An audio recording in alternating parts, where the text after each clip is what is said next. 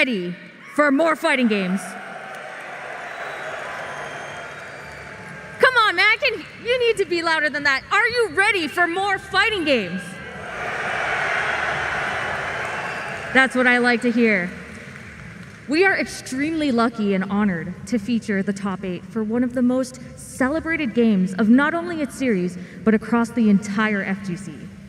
Celebrating its 7th appearance at EVO is none other than Tekken 7.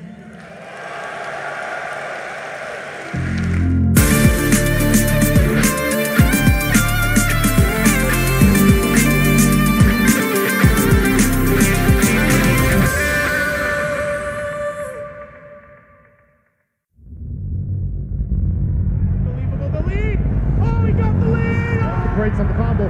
Oh, that could have been a blow. Oh, that was a counter hit. So many good rolls here. Unbelievable. Final round.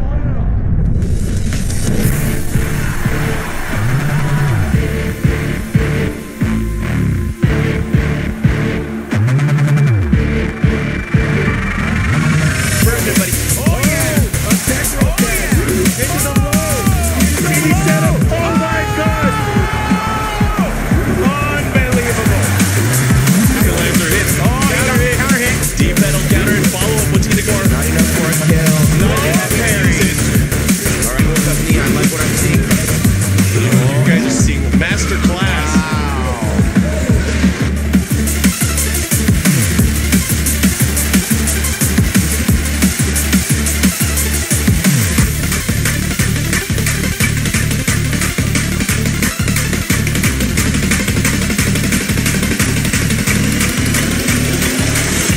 Beautiful whip punish on the close.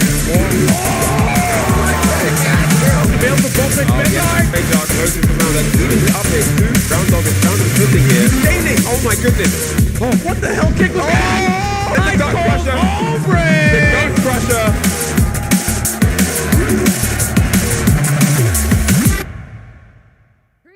Presenting your Tekken 7 Top 8, Khan!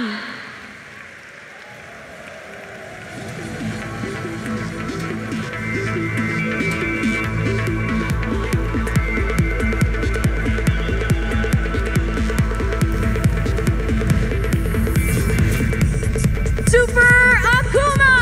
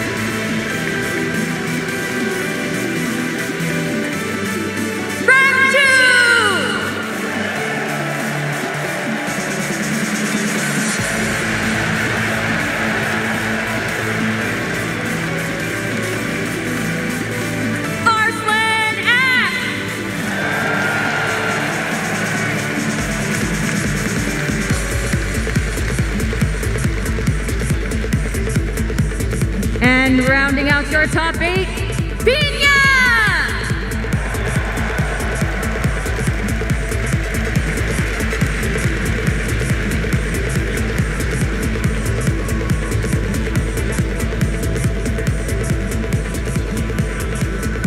EVO 2022. I have one last question for all of you. Are you ready for some good-ass Tekken?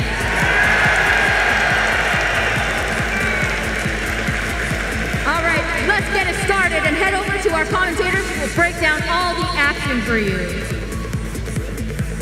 Welcome everyone to EVO 2022 Tekken 7 Top 8. My name is Rip. I'm excited to be here, and I'm here with My name's Eris. Nice to talk to you guys. Unfortunately, he couldn't be here this year, but I'm Mark, man. Rip, it is a pleasure to share the arena stage with you and talk to the people at home as we talk about some good-ass Tekken. Some good-ass Tekken is what we're going to have today, of course. You know, Tekken 7 has had such a long life here at EVO. We got to see a little bit of the history there with that introduction, but now we get to see who the new champion is going to be.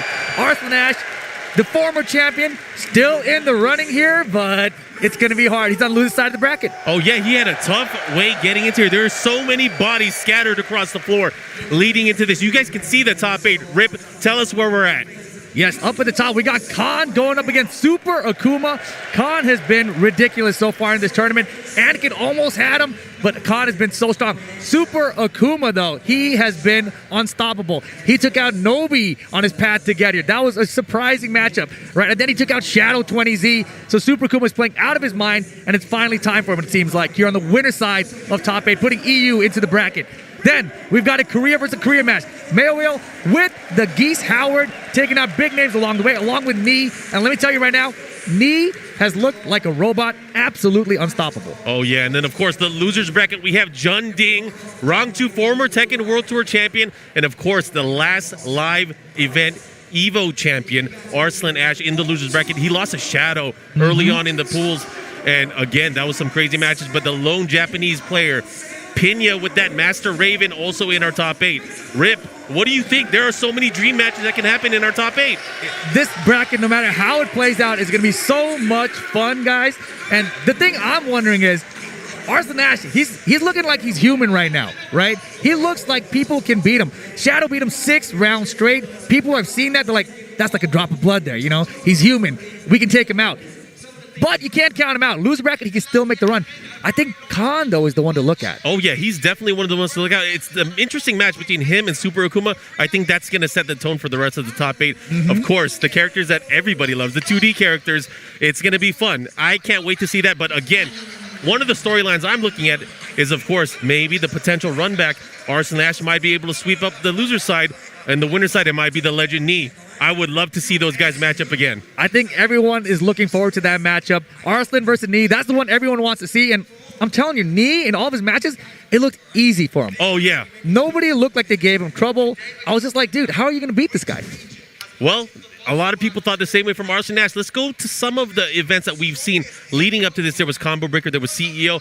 Arslan Ash looked very human in those tournaments as well. Losing early games, making it very close, very tight. Not as dominant as we've once seen in years past, especially in the 2019 runs. And no, he was playing multiple games again, right? He's been playing King of Fighters quite a bit. He got 9th for King of Fighters. He got 9th here at Evolution. And here comes our first match, guys. Oh, Rip, I'm ready. It's time. We got Fates Khan going up crazy. Super Akuma, Pakistan versus Europe. Here we go.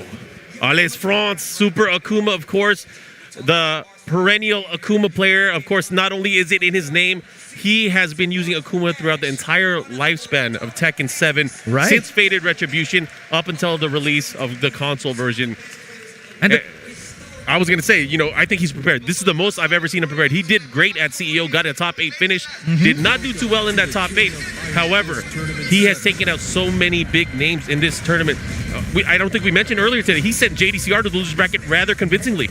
Yes, and that was huge, right? JDCR losing to Super Akuma, also lost to John Ding on his path to get into this top 8, so he just barely missed out on that. JDCR mentioned that he was actually training with John Ding leading up to this tournament. They ended up running into each other in the bracket. And of course, John Ding, another player that has beaten so many of the top names leading into this event. Yeah, and John Ding is one of those players, we'll talk about it a little bit later when his matches come up, but he has improved so much with his new character since we last saw him in the Tekken World Tour, etc. But here we go. These guys are going to be crazy. And the thing that stands out to me about this matchup is that Khan has a lot of experience against Akuma players. Pakistan is where we know all the Akuma players really rose up and took that character back to the top, right? Oh, yeah. So I think he's going to be very prepared for this matchup. Oh, yeah. I think they are going to just do a quick button check as we get into this. But, of course, looking at this particular matchup, it's very high octane. One of the things that you have to watch out for is once they have that meter, that's when the explosions happen. That's when the crowd gets crazy and when they start feeling like something big is going to explode. Without a doubt. This one, man, This is going to be wild. You know, I think back to that little Majin match at EVO, right? When you didn't expect Majin to take out jdcr, and he did it, right? This could be Super Akuma's moment just like that. It can be anybody, any given Sunday. And what day is today, my friend? It's Sunday.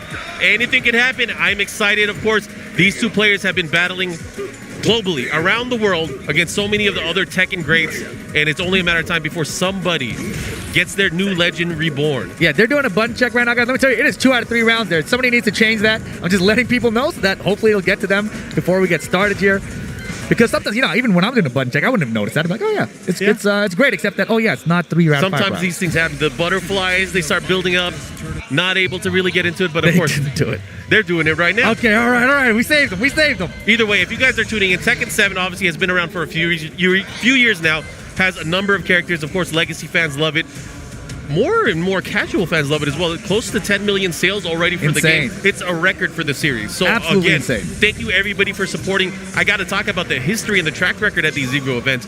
Tekken 7 came out 2017. Yeah. We saw close to 1,000 people, or about a little bit over 1,000 people. Then year over year, it grew.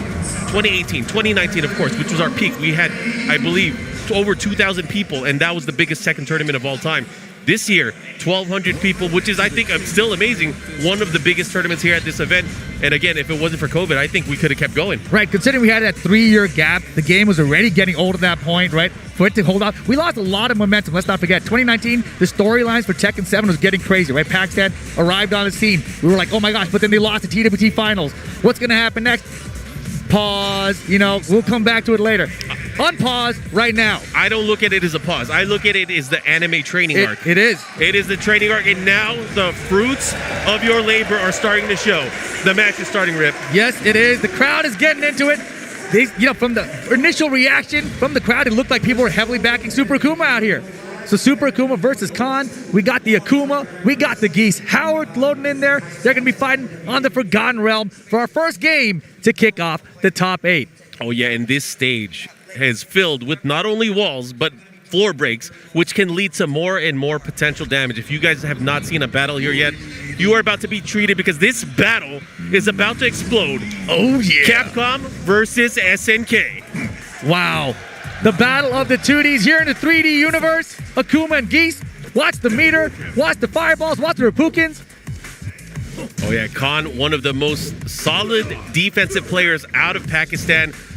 Arslan on record to say that he is probably one of the toughest competitors that he has to go up against in his local scene. And the way Super Akuma's been playing in this tournament, at least, he's been very brave. A lot more down forwards than I'm used to seeing from him. So he's basically unafraid. He's really forcing his opponent to really play in the moment. It's crazy that he's done as much damage as he's already done against Khan. All he did was a jab hit, counter hit, jab hit confirm. And not only that, he's holding on to the lead, but he's going to have to be careful. They're both very close to a full meter, or a first meter, I should say. Oh, he drops the hit. Doesn't get it. He went for a counter mid-count, didn't fight it either. Time went down, no counter hit at least. Time went down, spent the bar. That's kind of big. Super Akuma going to try to hold on his grab, jumps over. That is one way to deal with fireballs. You have the jump arc, and of course the 2D jump is a little bit crazier for these Tekken characters. Downstairs. Oh boy. Lights him up. Here we go. What's the mix? Goes for the demon flip. He stays on the ground. Doesn't want to mess with it. Dash under, got your back. Wall splat's good. He should be going downstairs as well. Let's see what he does. Quarter circle back. 2, 3. Oh my gosh. Re-splat the combo. Oh, he let it bobble. He dropped it. It's a little drop there. Khan, maybe a little bit of nerves here, man. We're in an arena. There's 10,000 people out here. Gets another wall splat though. Good confirm. This should be the round this time unless something. Oh, the wall sideways? Okay. It's okay. He got lucky that the meat of that hit ended up taking the round. Here we go. Tied up on round. But it's Super Akuma flirting with that meter, flirting with that damage. Here we go. He's going to get the jab float. He's going downstairs. Yeah, he's got to get to the wall first. Here we go. Takes him down. This is going to hurt. He's going to go for a reset. Maybe. No, he lets it drop. He wanted a pure 50-50 for the unscaled damage. Interesting choice here. Round count tied, of course. Man, I mentioned the JDCR match versus Lil Majin. It's the same stage. It's the same stage. Look at the time. Look at it. Look at it. Oh, my goodness. We're not there yet. Here we go. Khan, combo, trying to get to this wall over here. Here we go. The follow-up. What's he going to do? He's pushing. What's the mix-up? He keeps him there. Nice defensive jab option here from Super Akuma. And again, Khan with the pressure. He's going to have to get out. He might get hurt. He's done. He is done. Khan so good at optimizing that meter for damage. a master of this character. And Super Kuma, oh my gosh, he's went for the counter again, still not finding it. Super Kuma's got the combos this time though. Oh, and he's going to get the wall. This is going to be big. He's going to go for the side splat. Goes for another hit. Here we go. Watch out. You can't tech roll. Don't give me it again. He got caught. He might be done. One mix up. He got him with the mid. 7 golden letters. Yo, final round, game 1. Khan now, down 4. Max mode cancel for the pressure. Super Kuma had the jump, man. He went for the air fireball in return. Jump and kick would have probably worked out for him. Maybe float conversion. Yeah, could have hit the hit on the land, maybe get a launch as well. There was a lot of options there, but it doesn't matter. Right now, dealing with the life deficit, going for some risk here. The down 4s. He does that Caught here. him. He caught him. He clipped him with the forward 1+2. He's going to push to the wall. One mix up. This is going to be big. What's he going to do? No meter on Gee's side, though. Yes, but Super Kuma has 1 bar with the Kuma. He spent it there. This is big. He has Rage. Oh my gosh. Can we get to the other wall? He's trying. He got him. He got the wall. Jump over. Doesn't get the tech. Got down 4 is good. He still has rage. Demon still available. Didn't have meter to confirm. No way. Is he going to go for it? Let's see what he does. Mode mix. Oh, Float doesn't get the conversion. The block's good. 10 seconds. Oh my God. I can't believe he did it. Oh, the second hit of 1-2. He moved and caught, capitalized, and got that first game. Tekken 7. We haven't changed a bit. This was just the first game, Rick. First game of the top 8. Down to the wire. Forgotten Realm. Let's go. Let's go. I don't know if I can handle this. Khan pulled out a miracle there. Super Akuma, of course, reeling back in his seat, not prepared for that second hit of the 1-2, and unfortunately there's a lot of tracking on that second hit. That was awesome. God. If this is how today is going to go, I'm going to have to tag someone else in. Dude, me too. We got the Souk stage coming up next. Oh my gosh, of course, we're not going to see a character switch from these guys. It's going to be Geese and Akuma the whole way through, I got to believe. Got to believe it. And, again, just to remind you guys how the tournament flows goes, this is a first to 2 games. After this, once they get into the winners final, that's where it's going to extend to 3 out of 5. Exactly. So this one right here, just 2 out of 3. Khan with the lead, 1-0. Just needs one more game, and Super Kuma will be sent down to that loser bracket. Khan will be top 3. Oh, that was such a close first game. So close. I mean, you gotta have some confidence there if you're Super Kuma, but I also feel like Khan was very nervous that he was not playing like himself when it started. Oh, yeah. Here's another chance. Let's see what happens here. Reset the neutral game again. These guys building up the battery, building up the meter. He got behind with a slight forward walk just to get there. That was key. Yeah, it looked like he did like a forward jab just to make sure that it would get underneath the jump in. He ducked. Oh my God. No! That is not good. Super Kuma could have had the launcher, opted for a jab, dragon punch. Not sure what he was He's going to do it thinking. again. Oh, the second it caught him. Nice jump in. This is big. Oh, he got the meter there. Okay. Saving the bar. Oh, he got it this time. What is he doing? It doesn't matter. It's the reason he got the combo. He got the round. Super Akuma bringing it back after a terrible start to that round. I almost broke the table. I have a feeling we might do it by the end of this. Oh, yeah, it's glass. Be careful. Broken glass everywhere. If it ain't about the meter, Markman just don't care. Yeah. Wow, look at the jab for the anti-air there. Beautiful stuff. Oh, he's going to get the wall. Sidewall stun into the running one. I like it. Let's see what he does. Punish. Oh, here's the push. Again, Khan, he's getting clipped by these jump-in kicks. Yeah, very unexpected, very unusual. That was ballsy from Super Kuma. He walked forward. He forced a mix-up opportunity. He did not flinch. That's what I'm saying, man. He's been playing very aggressive this weekend. Lots of down fours. He's very confident in general. And right now, Khan sitting at 1 meter. Super Kuma's got to be careful. Now 2 bars. You get at least 1 back 3, 2 attempt if you want it, but he's not going to get it. Down 3 in the fireball, and Super Akuma with a 2-round lead in game 2. Meter and spacing management for Super Akuma is beyond from what I've seen, but Khan has some tech. Khan has some tech. Second time we've seen that from him in this game alone. And that time with a down forward one, not just the forward jab. Go chopping at his toes here. He got some sandals on. You got to remember that's like plus 10 armor. And he gets him those counter hits with that down 4. Wall combo incoming here. What do we get? 2 bars. Goes for the single Refukin, goes for the Oki. Wow! Raw Rago, baby. Yo, but Khan's still in it. You Super Akuma, you got to focus in. You got to close this out now. Don't let Khan make this comeback and close out the set. Yeah, of course. He needs to win this game. This is big. 3 bars. 3 meters, which could lead to some insane damage. Not only does he get a max mode cancel, potential to land a super in combo as well. He's got to make sure to get the round up. Beautiful confirmation from Super Akuma. Oh no, this is big. He's gonna get the float. No, he doesn't get it. That was Wow, look at the sidewalk. Oh my gosh, no duck. Pure reset opportunity. Yeah, he reversed the position. Now he's got Super goes back to the wall. Down for a counter, no combo. He's got the wall splat. Yep, the counter hit, the follow up here. This is gonna hurt. Raging Storm, no, he didn't go for it. I don't know why. Maybe because of low wall splat. Oh my gosh, he got it. He got it. It's enough damage. Super Akuma with Wow. the clutch. With the clutch, the FADC goes for the short and just gets in. I love what I'm seeing. I love the adjustment. He is not afraid to get up close and personal with Khan. He's been very confident in his movement and his approach, right? Even when Khan knows the tech to get underneath the jump ins or the demon flips, it doesn't matter. Those rounds were still going to Super Akuma. And that's the thing too, is like if it's not clean hit, I don't want it. And he's been playing so clean. He has been playing so clean. This is the best version of Super Akuma I have seen in years. And again, you have to remember, Pakistan is good against Akuma. Very good against Akuma. You cannot understate that. This is the region that really put him back on the map. But Super Akuma, he has so much experience beating top players from around the world. He's traveled to Pakistan to train there. So he's used to how they play against Akuma as well. All right, here we go. The final game between these two. So much on the line. Winner's side of top 8. The winner will move on to our winner's side finals. Yeah, this is huge. Loser will not be in the future Tekken game. Let's go. Wow, is that the rules? No, it's not. Let's just get into the match. Yeah, both of them. Toss them. All right. Backs up here. Of course, the Dragon's Nest throwback stage to a fan favorite, Tekken 5. I love it. As we get into the action here, again, finding that... No. Dude, he has got some tools now. Yeah, down forward one all day with the checks, and it's because so many down fours from before, right? And I think if you're watching Super Akuma make it into this top 8, you saw all those down fours. Khan probably went back and watched some of the tapes. Impeccable spacing and whip punishing here. He goes for the grab. Nice break again from Super Akuma.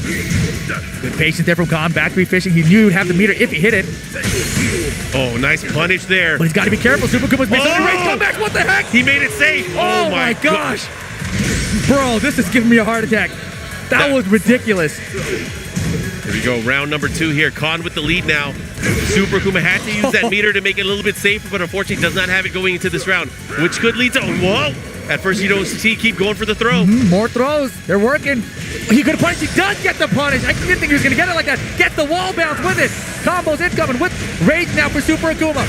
Oh, bad position. Super Akuma's going to have to be very careful. Oh, that could have been it, and that is... Such a good. Geese has good wings. Yeah. Geese has good wings. And Khan looking to spread his wings into the winner's final if he can get one more round. Super Akuma needs to make 3 rounds straight for this comeback here. And what happens here, Super Akuma, of course, getting close to half of his bar filled. Will he be able to explode? He does. Khan's reads for counters have been terrible. He's made like 5 or 6 attempts. None of them have worked out. Oh, he tech rolled, but it was a late tech. Super late. Yep. Here we go. Opportunity, rage. Oh my gosh, that wall messed him up. He could have gone for a rage. I'm sorry, he could have gone for something just to get some extra damage, but he was not able to do it. Good position. He's done. This could be he it. is dead. Rage mode. Spend it. This should be it. Rashomon He's for standing the up victory. already. Oh my gosh, and that's gonna do it. Khan takes it, and he is moving on to our winners finals. That puts Super Akuma into the lower bracket. No, the losers bracket. Yes, sir. Because he's gonna have to think about what just happened. That was such a close set. It started off super close, right? That first game down to the wire, and Khan really held on there. If that first game had gone to Super Akuma, it would have been a completely different set. We went over 2-0. Oh yeah, Hitbox Super Akuma is gonna have to live and fight another day. We will see him a little bit later on today, but wow. Oh wow, what an opening match here for Tekken 7 at EVO 2022. I love what I'm seeing so far. It's great. Yeah, and like I was saying earlier, Khan seems to be like a favorite here. Everyone's been looking at Knee. He's playing impeccable. But Khan, he's kind of the people that everyone's overlooking. Everyone's thinking about Arslan Ash versus Knee. But Pakistan, we got 2 representatives here in the top 8. And arguably 2 of the best players out of Pakistan. Exactly. And Khan, we just saw it there. Even when he's fighting from behind, he's able to adjust, able to adapt. And there you have it. He's in the top 3 now, winners final. Oh yeah, and we're gonna go to the other side of the winners bracket as well. Moyle versus Knee. That is gonna be a banger. These guys play against each other a lot, especially in their local tournaments, their online tournaments, the Africa Tekken League. There's so many times that we've seen them play against each other, and I feel like this is going to be all on Moyle, which is, he uses Geese. Geese is his main. He uses a number of characters, but the problem is when you go up against a player like Knee, Knee can use the entire cast at the highest level in tournament and play. Lately, Ni has been using that Feng Wei. He knows the way, and the way is Fang Wei. Yep. And let me tell you, the way he plays Fang, it's so aggressive. And he's aggressive with just movement a lot of times. You'll see him just using the side steps, the back dashes, even the forward dashes, the crouch dash cancels into while standing attacks, and he just keeps the pressure on the opponent. And it seems like they're poking back to try to stop him from doing all that, and he just takes it. He's like, all right, you're going to get a couple pokes, but eventually I'm going to sidestep you, and I'm going to get a bigger punish on you than you are hitting me. Oh, yeah, and he definitely has those combos down. He knows the distances. He knows how to optimize for the wall. Ni is a learning computer. He is a machine. Yes. Everyone has known this for years and years now. So I'm very interested to see what goes into the matchup and which character Ni is going to pick from the outset, because I think that really is going to dictate how Moyo is going to have to react in this match. Because again, lots on the line. Short set, 2 out of 3. Yep. Winner gets Khan. I mean, maybe Ni is playing 3D chess and he's looking at the bracket saying, okay, if I lose this one, I play Arslan, and that's what I want to do. So I'm going to lose here. He's not that crazy. He is not that crazy. No one wants to go to the losers bracket. If you're Ni, I mean, honestly, this weekend watching Ni play, it's the craziest, best Ni I've seen in a long time. Literally, every top player he's played has looked bad against him. He is stronger than Ultra Hard Computer. It's ridiculous. It's crazy. And all I've seen from him is Fang so far. We know him for other characters, DePaul in the past. The Brian, of course, everybody knows him for. But this Fang, it's the character that he's picked up throughout the lifespan of Tekken 7. Remember the Rev Major match with jdcr? Uh-huh. That was his Fang versus the Dragunov, right? And then a couple years later at EVO, he still had the Fang. So it's a character that's come and go throughout the life cycle. Now it's back. It's arguably one of the strongest versions of this character ever. It's also one of the strongest versions we've seen of Ni. Yes. Ni, again, a powerhouse. Again, multi-character master. Most known for his Brian Fury. Mm-hmm. And man, if he pulls out Brian, the crowd's going to go nuts. Do you think he's a crowd pleaser? I mean, the crowd loved him. I think he got the biggest pop out of everyone out here when they were introduced. So they love him, but I think he's here to win, right? You got to remember, as good as Ni is, he has not won an evolution for Tekken 7. Yeah, not an EVO Worlds. Yeah, he won EVO Japan. Yes. But let's see what he does. Oh, look, he has his icon as Feng Wei. I feel like we should default his icon of Brian always. Just to inspire him, remind him? Yeah, remind him. Or you want to do a Heihachi chant?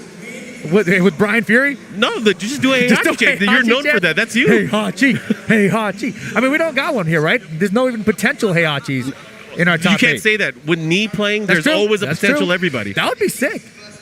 I'd be down for that. We've talked about Take and his character choices and what he brings to the table. But last night when he played against jdcr, he brought a Devil Jin out that was so fun to watch. It was jdcr's Armor King versus Take's Devil Jin. Fantastic match. I think we have some of it recorded. We can try and upload it all later. But oh, man. Yeah, we got a ton of off-screen matches recorded. So let's talk about the international players that made it out to this event. Take, dude, there were so many players from Korea, from Japan, from Pakistan that made it out to this event. Obviously, not a lot of them made it into our top 8, but there were just too many killers. It's nice to see everybody coming back. Oh, it's so cool. And, Moyo, he's one of those players that everyone knows is a killer. He is one of the best players. And he's on the winner's side of the bracket out here. He is taking out top players. He is probably one of the best chances to stop Ni. But yes, here he goes. What characters are we going to get from Ni? Is it Fang? I think it might be Fang. He's floating. He is floating. He hasn't locked in, but he has now. There you go. That's what it's about. That EVO trophy. This is the way. This is the way. The Fang way. Geese Howard versus Fang.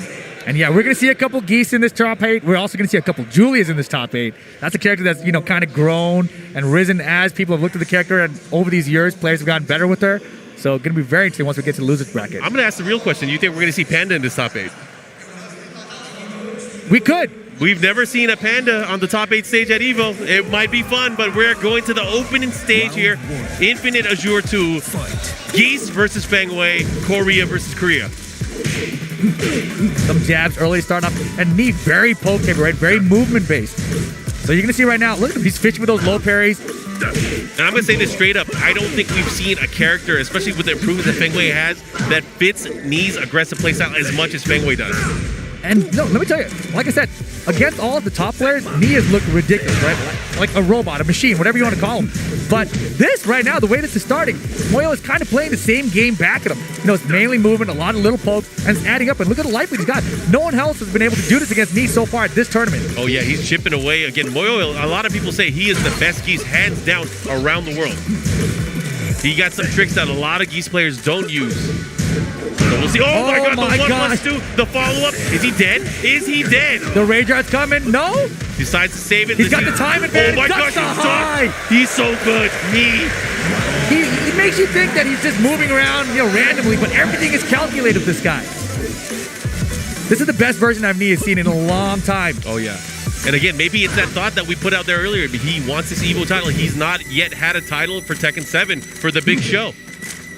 Could be his time. Back Kempo step, doesn't find it.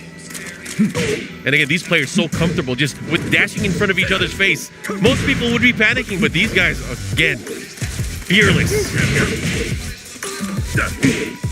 He's one poke at a time, really. But yeah, Moyo is really stuffing him. He's preventing the movement. He's using the homing attacks when he needs to. The down forward one checks really stopped him as well. And again, small life lead. See how he handles it. Slight life lead for Moyo. Good throw break from Knee, but Knee's behind here on life. 10 seconds left to go in this round. Good look at the sidestep in there. Down back 3 counter it though. 5 seconds on the clock. Time's a wasting. He does have the life lead. Knee is trying to pull away. What's happening? What He's out doing? of there. And he blocked it down 4 at the end. He blocked it at the end. He's like, yeah, you need a big chunky hit. It's going to be the down 4, and I'm going to block it with like 0 seconds on the clock. You're not stealing it from me. And traditionally, that is the Knee playstyle. He will whittle you down to the very end. But look at that Knee with a 2-round lead here. Moyo's going to have to really find some ways to get in. I don't think he can bet on the end of every single round. He needs to do something here. It feels like he's trying to play Knee's game back, and he's doing a great job of it. Better than I've seen most players do. But even still, right, these rounds have been so close down the wire, and Knee's still clutching it out. Let's see what happens. Gets the Wastani 1-2. I think we need to see the Thief Howard come up. You know, we need the Thief Howard to start using that meter and just steal some rounds away. Like a thief in the night, stealing it away. Gets the hit here, unexpected. He has 2 meters. You better use it or lose it. Again, time winding down. Knee with the big lead. Look at the sidestep. Oh, he threw. He threw. He's wasting time. He's running the clock. No way. 5 seconds. You can't do nothing. Do that 10 more times. Wait, he actually might win. He might win. Oh my He's going to get the round. How did he get hit by that? Because he believed he had enough life to just take all the down force, so he didn't even try to block him. I mean, that is a characteristic from Knee as well. He does not duck. He does not duck. He does not want to get broken down or get hit by a mid. He thought it was calculated, but it's shadow time. It's not Knee time. Not yet. Not yet. Let's see what happens. Again, these guys going back and forth. This is a very nice backsway blow from the Kempo step. No throw break on these 1+2s. Oh, he's nervous. He's not ready for it. Let's see what happens. Knee is with a huge lead here, but Moyo, he does have rage.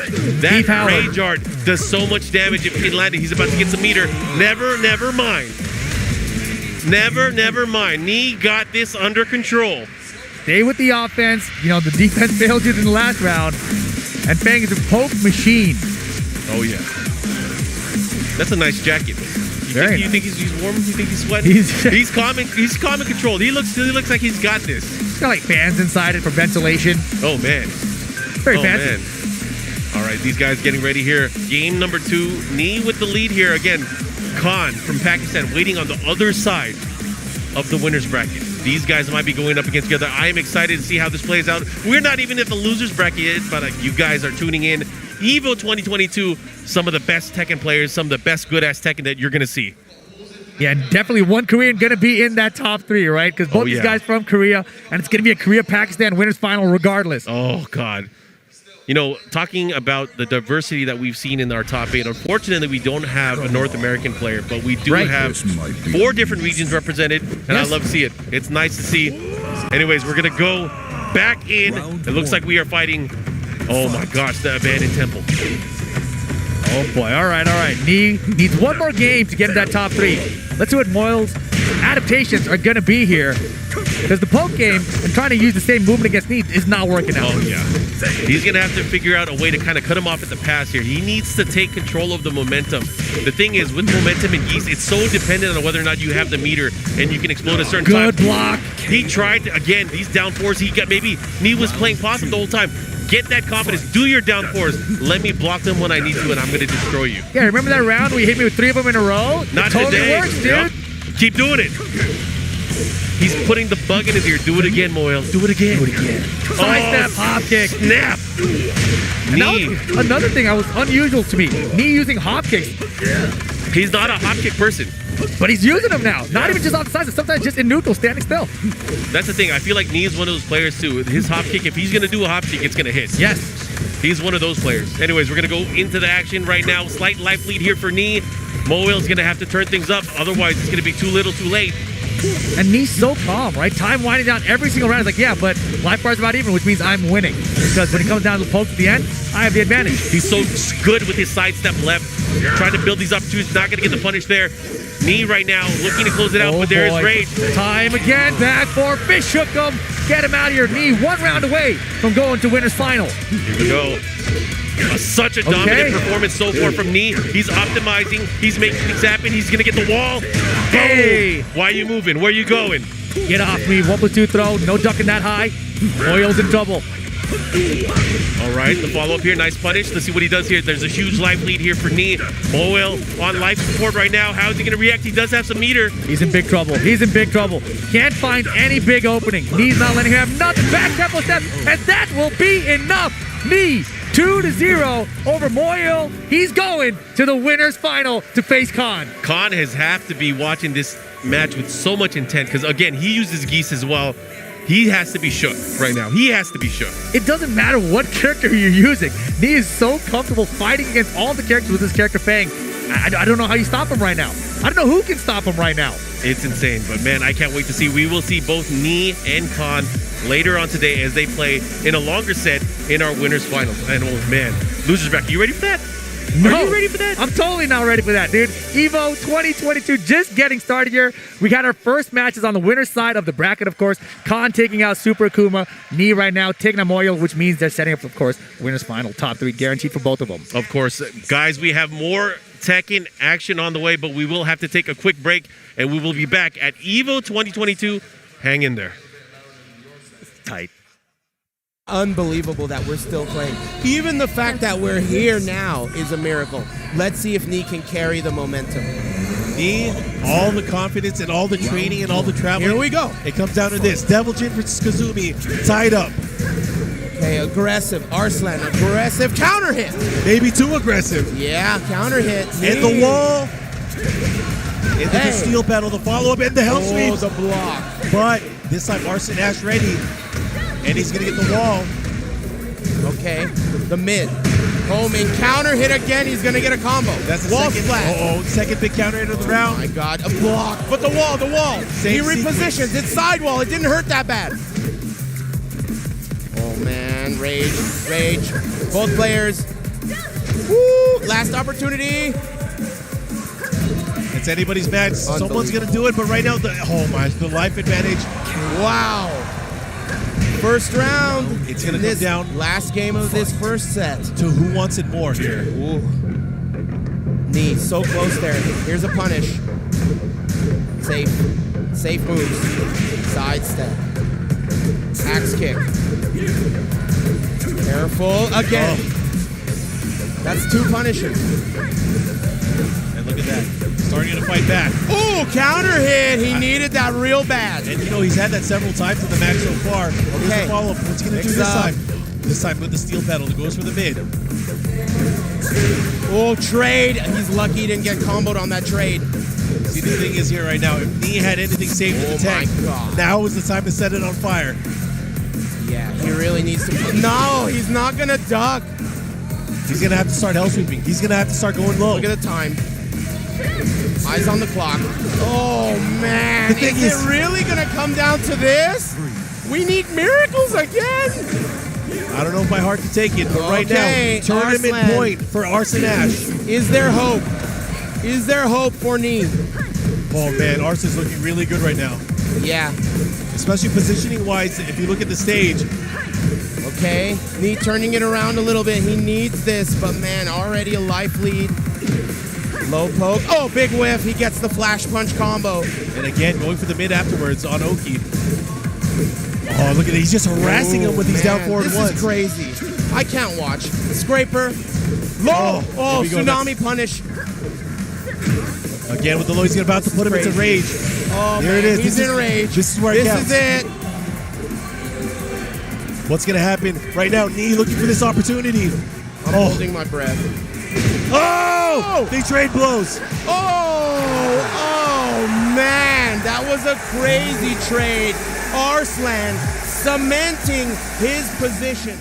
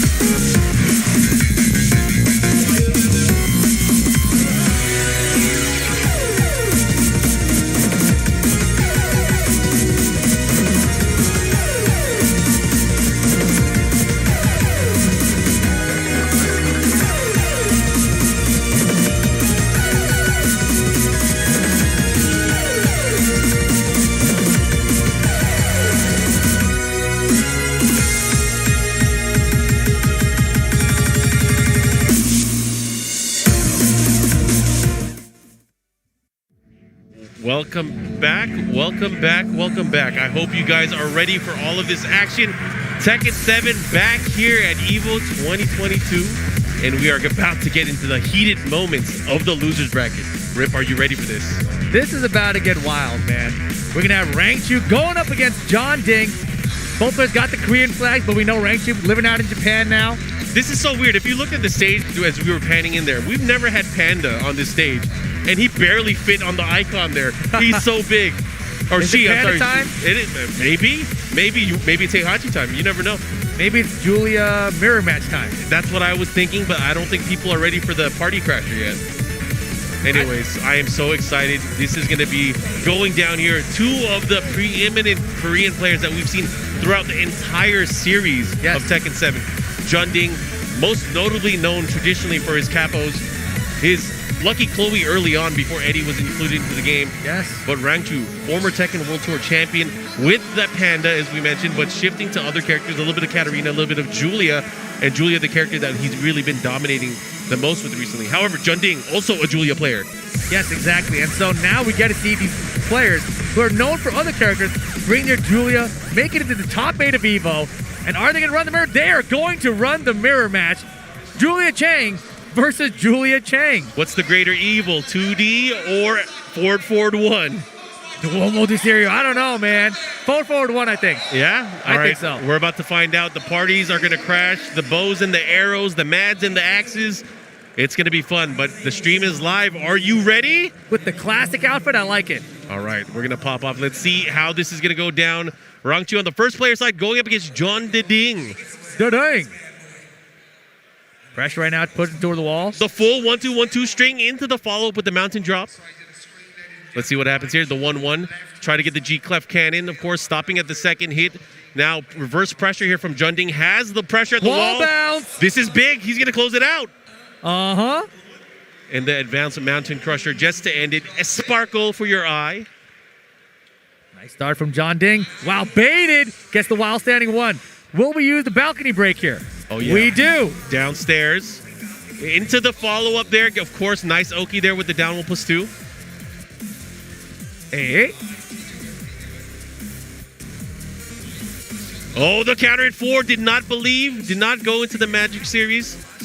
On the 1-1 and the trade there. Rangchu on the board to tie it up.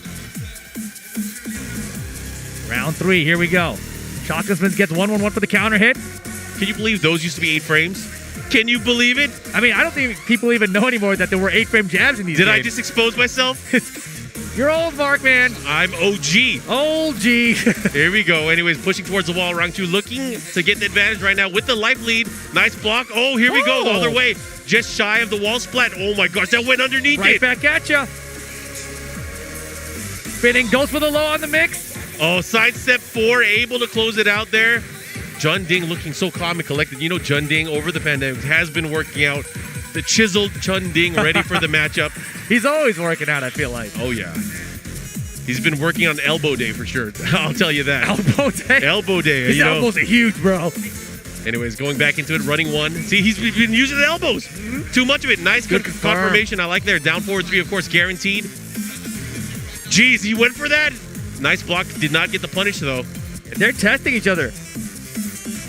Sometimes in a mirror match, you know, you'll see your opponent do something, you're like, wait, I can hit him and hit him with the mix, the same thing. Oh, He had it. Oh, nice duck, though. Not fast enough. Yeah, There's the just a wall little splat. slow. He's dead. He's done. Should be it, John Ding, with the first game. Now, do you think, Mark? Do you Yes. think now we get the panda? Yes, I think it's No very, way. very possible that we will get the panda because The crowd is cheering for it. You got to remember here the natural defense of the Bears. Yes. And Julia has so many tools that could really benefit her if she could land those lows. But however, those get negated because of spacing. And you know, Rangchu with that character is all about spacing. For sure. It could definitely pull it off. But can you do it for 2 games? That's I the don't question. know if you can do it as well against Julia is the problem. I feel like because of Party Crasher's approach, Yeah. I feel like it's hard for the Bear to back out like that. Well, the harder thing, or the more difficult thing I would say, is if you get launched, you are absolutely destroyed. Yes, for sure. As a Bear, as a big character, if there are walls, you are in big, big trouble. That's the thing, though.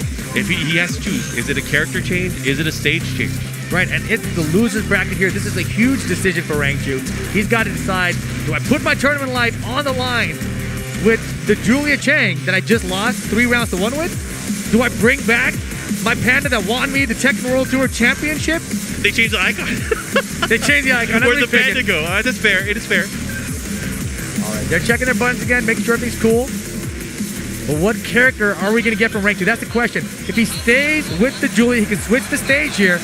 And in a mirror match, it doesn't really matter. Oh, my he hovered over it. People went crazy. The beauty of 2 out of 3 is it forces hard decisions for these players and puts them in a position. It's because of losers bracket where you run your tournament Yo. line. Off the line. Off the line. The crowd is getting into it. Oh my God. He wants the panda. He's not picking it. He's not picking it. Don't do it. Get back.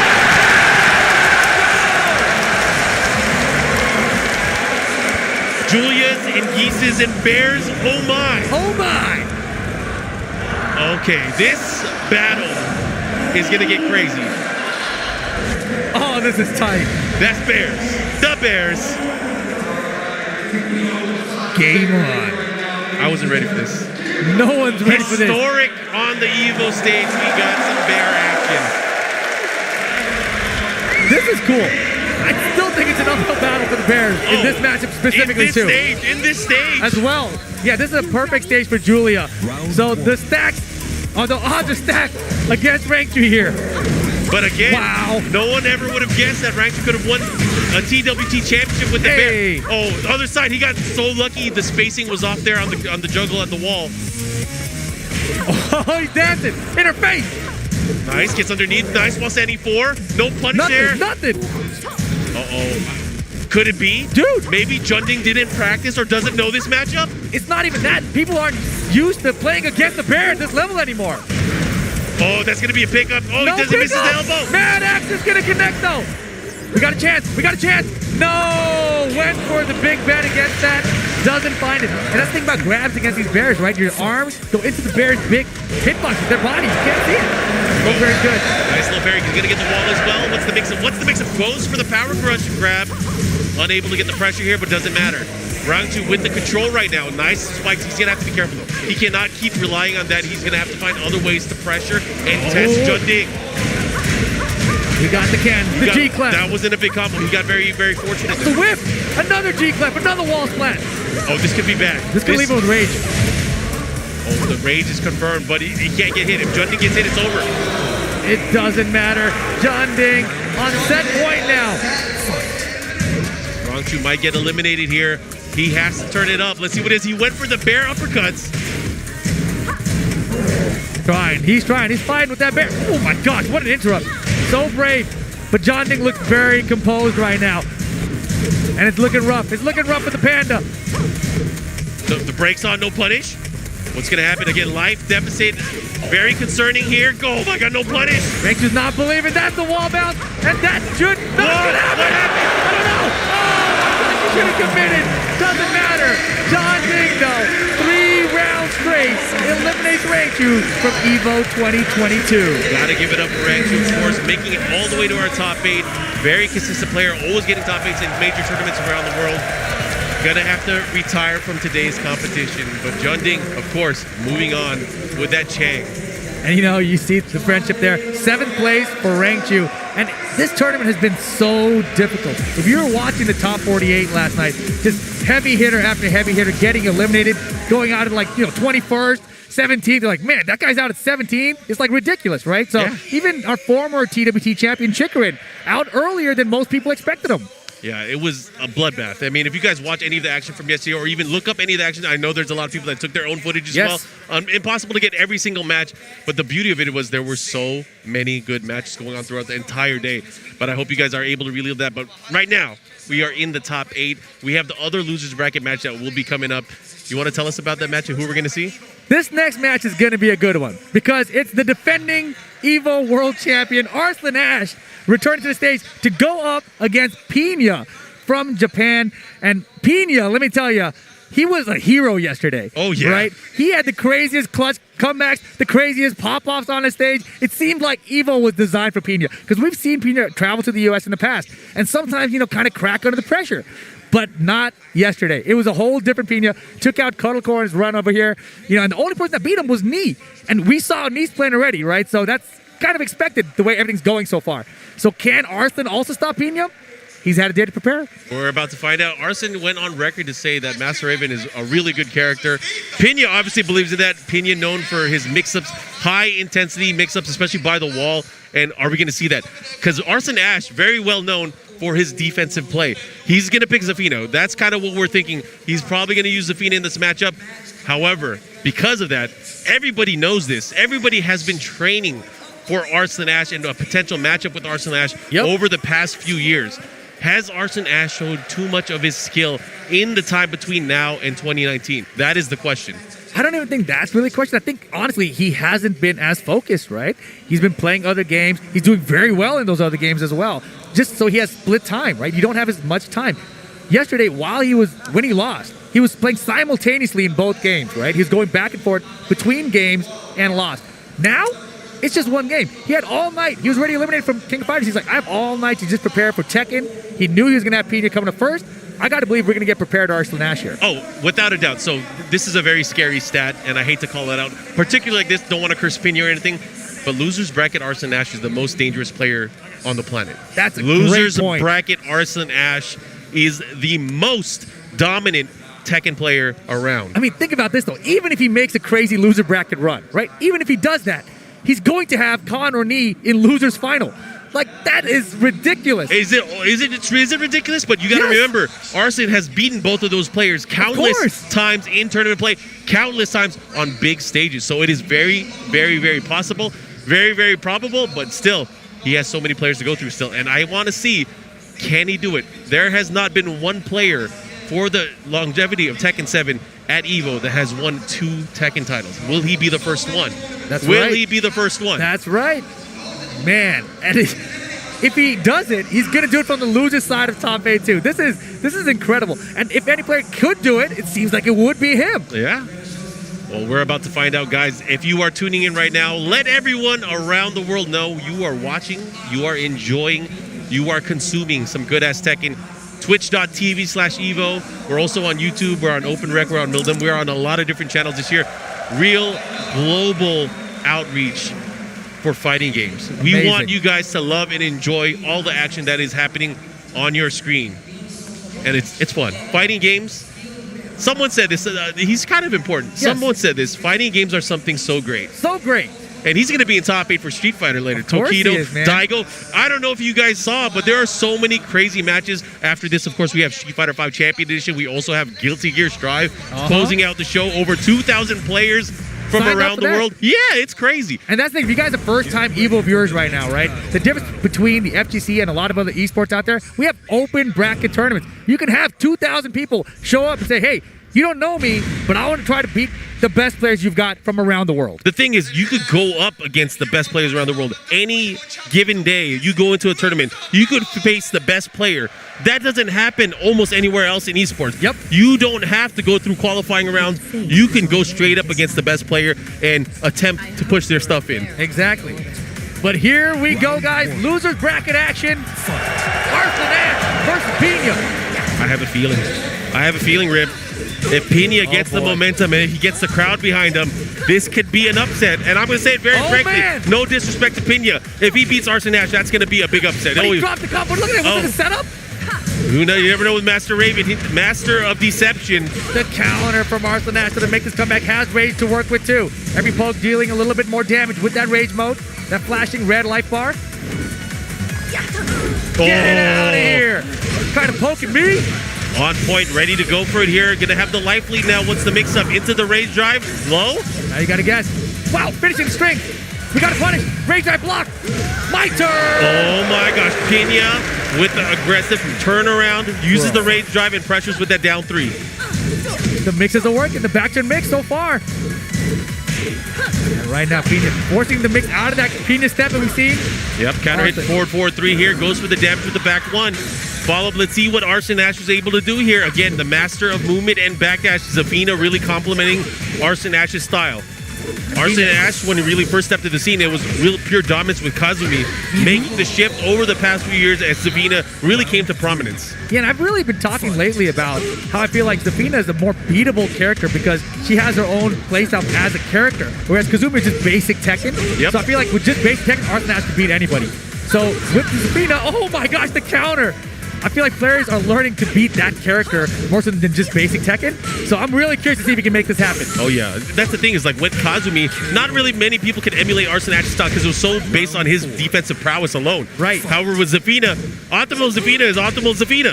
Exactly, and right there, man, 1+2 on block. Like, are you going to punish? Because I'm going to duck, and I'm going to attempt to hit confirms while standing 1-2, and that was beautiful from arslan. So yeah. good at confirming it. One of the things, however, with arslan I will call out is he is so good at using and confirming that while standing 1-2 quickly out of almost any instant Pina's duck. limit, she's crawling away. She's a tarantula. He's got the back. What's going to happen? How are you going to do it? Oh my god, didn't go for anything. Could have rage drive, maybe. Oh, the second hit, not ready for it. arslan, very clean opening game. Yeah, it was a mix there from the down forward 1 because the previous round, arslan had done the high extension. Down forward 1-4, Pina yeah. did not duck there, right? So this time Pina's like, I got to duck it this time and get the punish. Instead, arslan's like, no, it's a mid this time. Cannot duck there. Surprise, and that's the thing. Some of the most basic quick pokes, you got to be ready for it. Again, if you're guessing wrong, if you're a little bit preemptive, it could bite you in the butt, and that's where it was. When you had a sliver of life left, that's not how you want to deal with it. Maybe it's just better to hold back to block. Sometimes it is. And yeah, that's the thing about watching me play, right? Like, he's willing to take these pokes. He's willing to try to block his way through things. And then only when he finds these little openings, right? Like off the side, now you whip. Okay, I'll get my jabs here. Side, you whip again. Okay, I'll get my back for you. Just little damage, and he adds it up over time. But here we go. Violet System's going to be the stage. That's what Pina's decided to go with. That's an interesting pick. I wonder why he did that. I mean, obviously, Violet Systems, a little bit more on the thin side going one way, but very long going the other way. So it'll be interesting. Maybe it's for wall carry. Maybe it's to avoid certain distances or combos from the outset against Zafina. Or he might just like the music. That's true. I keep forgetting. There's that thing. There's that thing. Music. Hey, they got some banger tracks. Hella banger tracks. Here we go, though. Game 2. Pina started off pretty strong in game 1 of that first round, right? But arslan's like, all right, settle down. Yeah. I'm an evil champ. Yeah, and that's the thing is, I feel like arslan just was like, you know what? I'm going to turn control on, and I'm going to control the rest of the game. And that's exactly what happened. But Pina has to start shaking things up. Pina has to start taking that momentum back, and I think it's same thing. Very difficult. Same exact thing, right? 1+2 on block. That time I think it might have hit Anakin and still duck while standing 1-2. And that's the crazy part of that mix-up, that 1+2, 4. The mix-up, having the option, it's just so much you have to react to very fast. And arslan is very fast to be able to react to what you're going to do as well. I remember back in 2019 when he won against Knee, I felt like I was watching Knee versus Knee, except the younger version. Oh, yeah. Got him! Oh, no! Unfortunately, the wall. He's going to get it. Run and retreat. We're okay. Yeah. Made up for it very quickly there. Great decision there for Pina. taking that first round. Arslan Ash, of course, going to be very defensively sound here. Not going to really, you're not going to see him duck, especially anytime there's a back turn mix-up opportunity for Pena. He's going to opt to sidestep or create a launch opportunity instead. He is not going to duck. That is a great point. We saw it early in this first round of game 2 as well. Yeah, it's only backdash and sidestep. That is the option for Arslan Ash. His arcade stick does not point down at all. Does not. Again? Okay, yeah, that's how the 1+1 hit. Wow, he didn't try to parry that time. Arslan with the jab. Normal throw. 2 throw, able to land here. Maybe caught him pressing a button. Punish here. Yes, 4-1. And a double Pena step into the wild stand too. Hasn't found it yet after that first round of game 1. Rage mode now for Pena. Will we see a rage drive attempt maybe? Arslan defense leader, he's just back there. He's like, I'm chilling, man. You got rage, deadly. Oh, the 4-4-4, the follow-up here. He whipped. Arslan waited for it and backdashed as soon as the gate dropped. He heard the sound effect, the rage drive, he's like, backdash. Zafina can backdash just by breathing. That's how powerful she is. Her backdash is crazy. Tying up the round cut. And see the way he fished the wild standing 1 there on the approach? That is one of the strengths of Arslan. He is really good at confirming the wild standing 1-2. Just that catches the rhythm there, gets the 4-4-3 launch, counter hit, the follow-up here. Now using the squid punch. Look at the pressure by the wall. Pena's going to have to learn how to deal with it. There's a big life deficit through the power punch. That's it. That is done. Give me it. Arslan Ash 1 round away from moving on. The last hope for Japan. Pena's last stand, possibly. Can Pena make a comeback? Hey. Oh, it's going to be very hard after this because not only that, it's going to get the wall. Positioning is everything. It is, especially in this 3D fighter like Tekken is. Down 3. Oh, he's chopping away. He got hit by the second hit there. And this is bad news for Pena. Last chance, but Arslan Ash, just 1 pixel. That will do it. The squid punch. Arslan Ash starts his run through this loser bracket in top 8. Pena, unfortunately, going home in 7th place, out of the tournament now. And Pakistan's Arslan Ash continuing his climb throughout the losers bracket. And this is going to be very, very interesting. Again, we talk about the collision forces. What other players is he going to have to go through to get to a guaranteed top 3 run? I can't wait. I can't wait to see this. This is going to be crazy. Hey, we got good seats, man. We got great seats. We got the stage right behind us. You take a look to our right, we got the whole arena out there. It's beautiful. It's crazy. It's such a great experience here at EVO. I hope you guys have a chance to come out to the arena in the future, maybe be able to cheer on some of your favorite players, but also interact with the crowd. There are so many members of the Tekken community. I'm just looking around. Yes. It's like a who's who, and they're all here. It's fun. It's so awesome. Cool to see. Yeah, I was just on Instagram a second ago, and I was just seeing everyone posting up their arena shots. Derek sees, I'm like, oh, this person's here. I'm looking around the arena, but they're over there, they're over there. It's perfect. Yeah, and in-house, of course, we have in-house commentary as well. Yes. You guys get to hear us on stream. Yeah, you guys are lucky. You guys get to hear the beautiful voice of Rip, and of course, you get to hear me just groaning and yelling, old man stuffing. But it's so cool. Let's look at some of the action that just happened on stream. Arslan Ash starting to turn things around. Of course, he has the lead, looking to close things out. And again, it was all on Pena here. How do you deal with this pressure? That squid punch was ending it right there, and Arslan Ash just proving to be too strong. But Pena did a good try. Oh, yeah. He tried great. I mean, Pena, as I mentioned, he had like this Evo clutch yesterday. Back to the wall. All of a sudden, Pena makes the crazy stuff happen. Cameraman turns everything around so Pena wins again. It was amazing. Very fun to watch. So if you guys missed it, make sure you go back and watch some of that Pena action because it was great matches. Oh, yeah. But, of course, there are going to be more matches. I am super excited. I hope you guys are excited, but we are going to be taking a quick break. There is going to be more of our Tekken 7 Top 8 here at EVO 2022 right after this. Thank you to Hori for their continued support of EVO. They've been our supporters for countless years and have had top-notch fight stick and controller products for fighting game competitors. Their newest product is no exception, bringing you the Hori Fighting Stick Alpha for PlayStation 5, PlayStation 4, and PC. Check it out for yourself over at horiusa.com. Dash up, back throw though, Mochi got caught for the corner. Are you kidding me? Fun. Oh my god. Fun.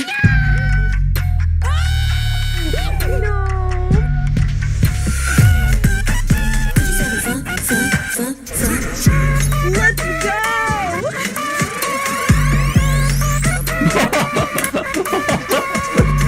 That's what I'm talking about. Fun.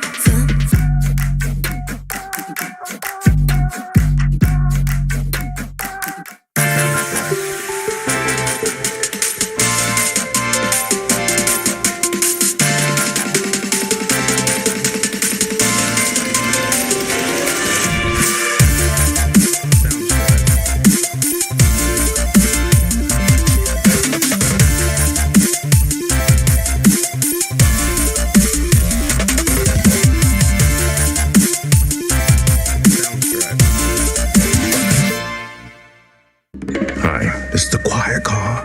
You don't remember me. Now, Talk to me. I'm not the only one doing a job on this train. Enemies, I recognize that guy. He was in Mexico. Tequila? Become. When we get off this train, the White Death waits for you with his army of assassins. Allies. We need to come up with a plan. Was that a snake? It would appear so. Bullet Train. Exclusively in theaters. Now playing. Rated R.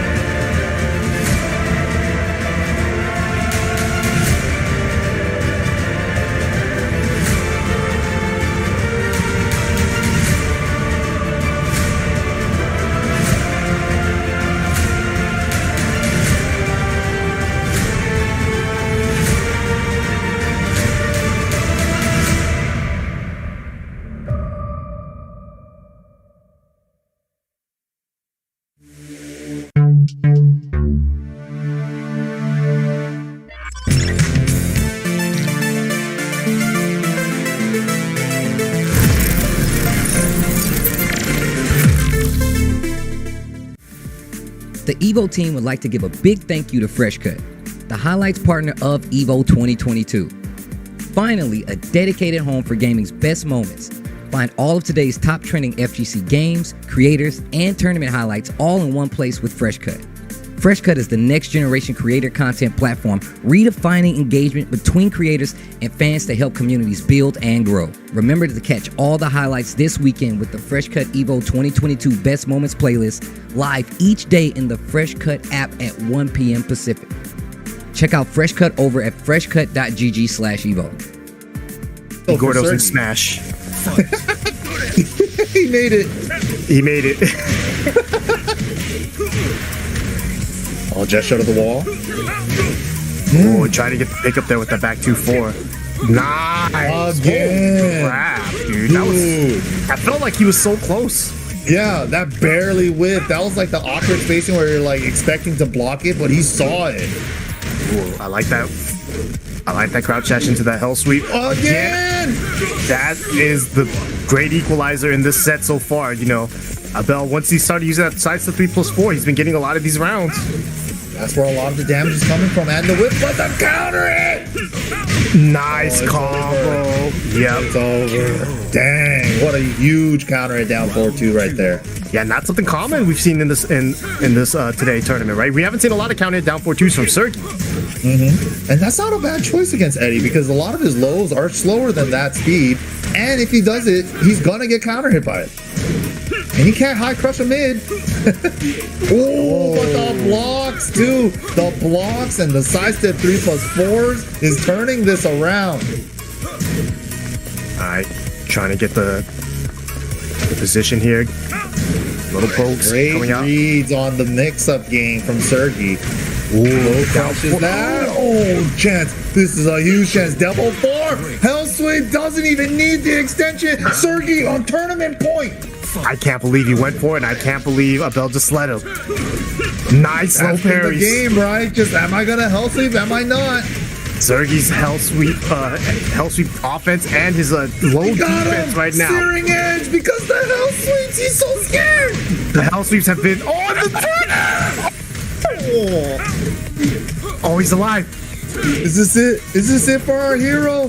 Oh my God! How is he still alive? He killed him. He killed him. No. It whipped. Sergi, my.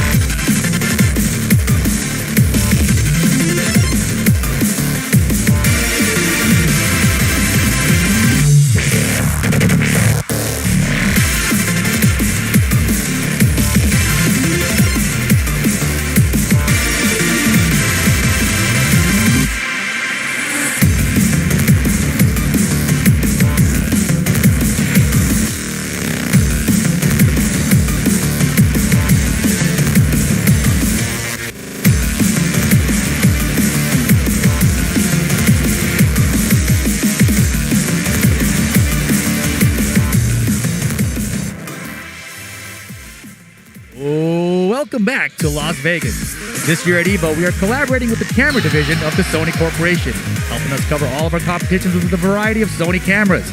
We're using AirPeak, the official drone of EVO, which is easily deployable, running up to 8K video or 61 megapixel still images, and provides a great imaging experience.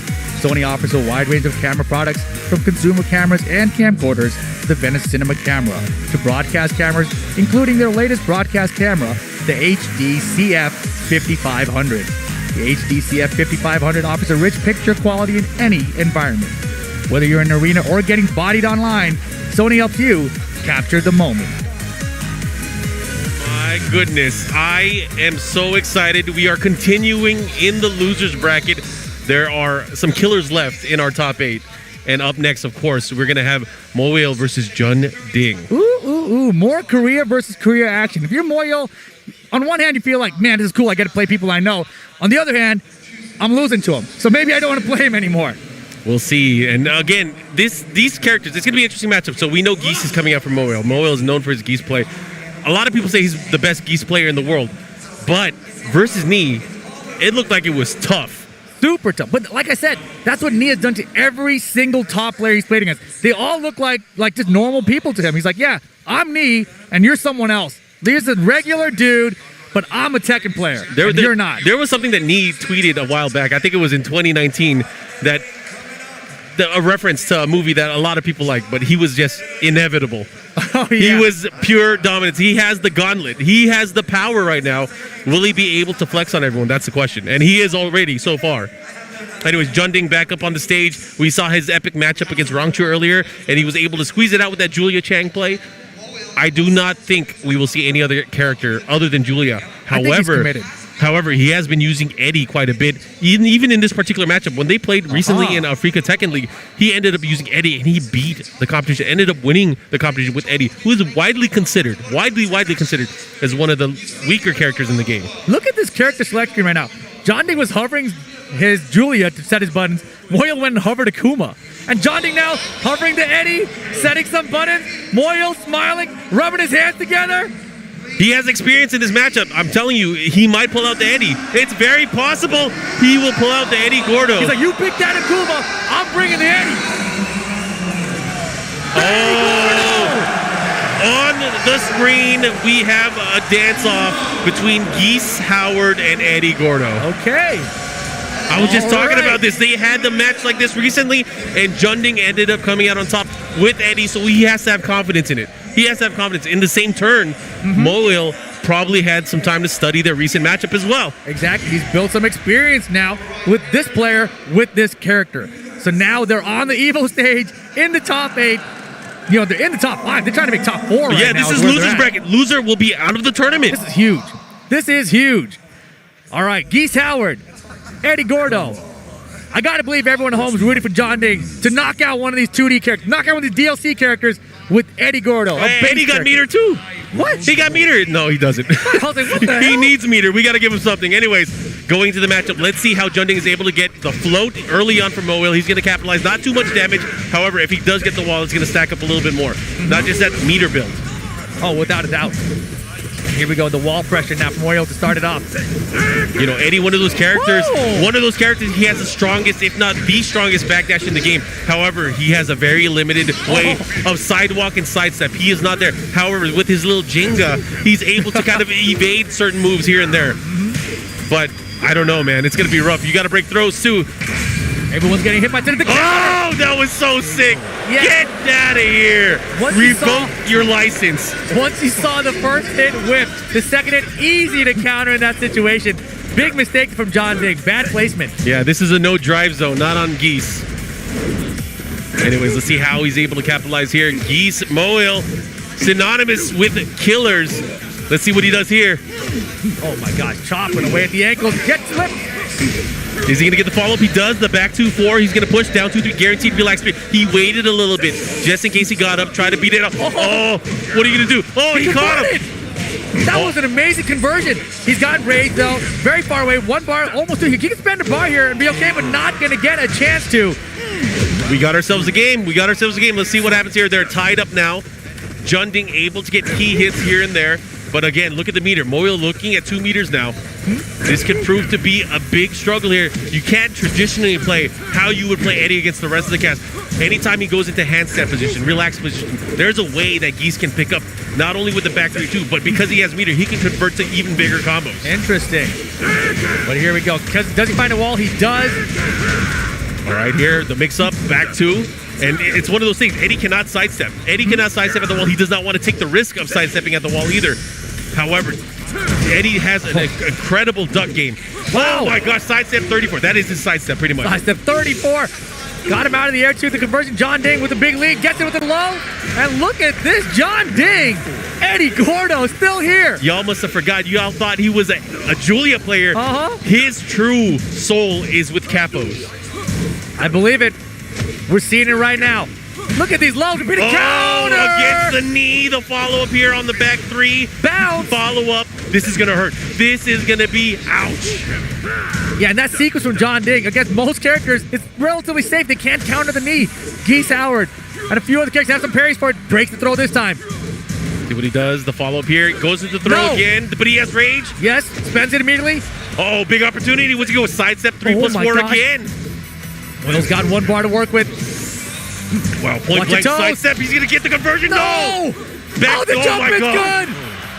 Final round, game 1. John Ding versus Moyle. Oh my gosh. This is intense. Match after match here in this top 8. We've been treated to such great Tekken. Got them off the meter, though. Still going to build 1 bar by the end of this round, though. He's going to need it for the comeback, perhaps. John Ding has the early lead here.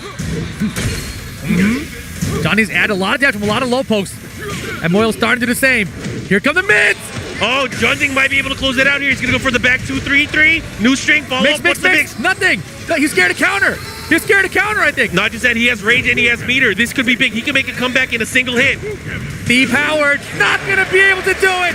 Look at him. John Ding. He's pumped up. He's pumped up. First game for Moyle. Is that the look of defeat on Moyle's face? He is not looking confident. He was smiling early on. You could see the smile through the mask. But now he's going to have to go back to the drawing board, picks the Souk stage, smaller stage, maybe restricting the options here for Eddie. But, again, none of that matters. The things that John Ding was doing, sidestep 3+4. Pure use of the down 3 to 4 slide. He was hitting every tool to force him to duck. He was controlling the pressure and the momentum of the match, which shouldn't normally be possible with Eddie Gordo. Right, and you got to believe it too. Moyle, his run here today in the top 8, it's first against Knee. 2 losses in games that are very close. Every round's like, it's just not going my way. Now loses that game and felt the same way, right? He's winning some places. Final round situation, still not going his way. So, it's got to be adding up on him. What do you do in this situation, Rip? Nothing is going your way. How do you break out of that slump and get back into the game? Start getting crazy. Oh, man, if there's anyone that can go crazy, it's Geese Howard, and I want to see it. But right now, John Ding continuing this reign of confidence and dominance right now. That's a great point, man. The confidence right now. John Ding choices. Counter hit. Give me that back 3-3. He's dead. No way, is he? Yeah, he is. The unscaled last hit, you got to remember. Yeah, that's right. I forgot you're an Eddie Gordo guy. I am an Eddie player. Don't judge me. Aha. We're buff. Let's see what he does. What is he going to do? Oh, he gets the counter. He knew he was going to press a button. That was sick. That was actually sick. Oh, and he's always so close to the wall. This is very, very dangerous ground here. Wow, he went for the low counter again. He's dead. Yo, what are you doing, Moyle? Oh, never mind. The sidewall saves him. He had an opportunity. John Ding, big lead. Geese Howard with rage. Working so on 1 bar. If he gets the back 3-2 here. The second hit. The mix-up. That mix-up with the down 4-4 is one of the scariest things. You got to remember. Is he going to finish it? Are you going to go for punish? Are you going to try to interrupt? He finished it in a very unorthodox fashion, and it ended up clipping Moyle. Oh, boy. John Ding, 1 round away from getting to the top 4 of this tournament. Moyle hasn't got a game yet in this top 8. He's got 1 bar to work with. Can he find something? Anything? Wait. Off axis? He's not going to get anything. The off axis is going to mess up everything. And he's in a bad position now. Terrible. Now his back towards the wall. Oh my gosh, the handstand. Got him again, stepping. Oh, he gets the follow-up. What's the mix of sidestep? You got to guess. Oh, he's dead. It's over. John Ding moving into top 4 over Moyle. EVO 2022. An amazing display of capoeira and Eddie Gordo mastery. He is popping off, of course, happy that he's going to move on towards our top 5. Mowill goes out, tied at 5th place for the tournament. Unfortunate for him, but somebody has to lose. And there you have it. Mowill, very rough run out here, but 5th place at EVO in this stacked tournament, man. You know, can't be too upset with that, but obviously would have wanted to do better here in the top 8. Oh, yeah. Man, we are treated to such great matches here. Both of the players are going to head back. Let's see some of the action that we just saw. Rip, run us through this. Dude, this was crazy, man. I mean, this is the second game. This is the very end of it here, right? John Ding with the wall splat. Puts me in a situation. Last time he just backed out. But this time it's like, no, I'm going to stay in your face. I'm going to make you mix, right? You got to guess this time. Because prior to that, he just backed. He was like, you got rage and all these things. I don't want you to have a comeback. He was so confident. He's like, my mix is going to work. You're freezing up. It's over. It was too much, and you know the switch, and maybe a bit unexpected for a lot of people that are watching. But again, if you've been paying attention to the past few weeks, past few months, that Eddie Gordo was ready for tournament play. It was amazing to see, and I'm glad we got to see it on this stage. And that just makes me wonder about all of these other players, right? We've seen so many players bring out these other characters, like Nate, for example, with the Fang Wei. He's been running the Fang nonstop throughout. However, maybe we're going to see another character show up here. When we are in the loser bracket, you see that John Ding moving into the top 4 loser semis. He will be waiting for the winner between Super Akuma and Arslan Ash. And here's the thing. Super Akuma Arslan Ash was supposed to be the match to get into top 8 on the winner's side of the bracket, but Shadow beating Arslan Ash there is why Super Akuma was like, oh, I just gotta beat Shadow to get in. I can do that. I have a story for you. Tell me the story. I was at the Hitbox booth on day 1 of EVO, and we were talking about the potential paths. And who was there at the Hitbox booth? It was Super Akuma. Super Akuma was saying, I think Shadow can beat Arslan Ash. And in my mind, I was like, you know what? I don't know if that's possible. Shadow has beaten him early on. We saw that at TWC 2018.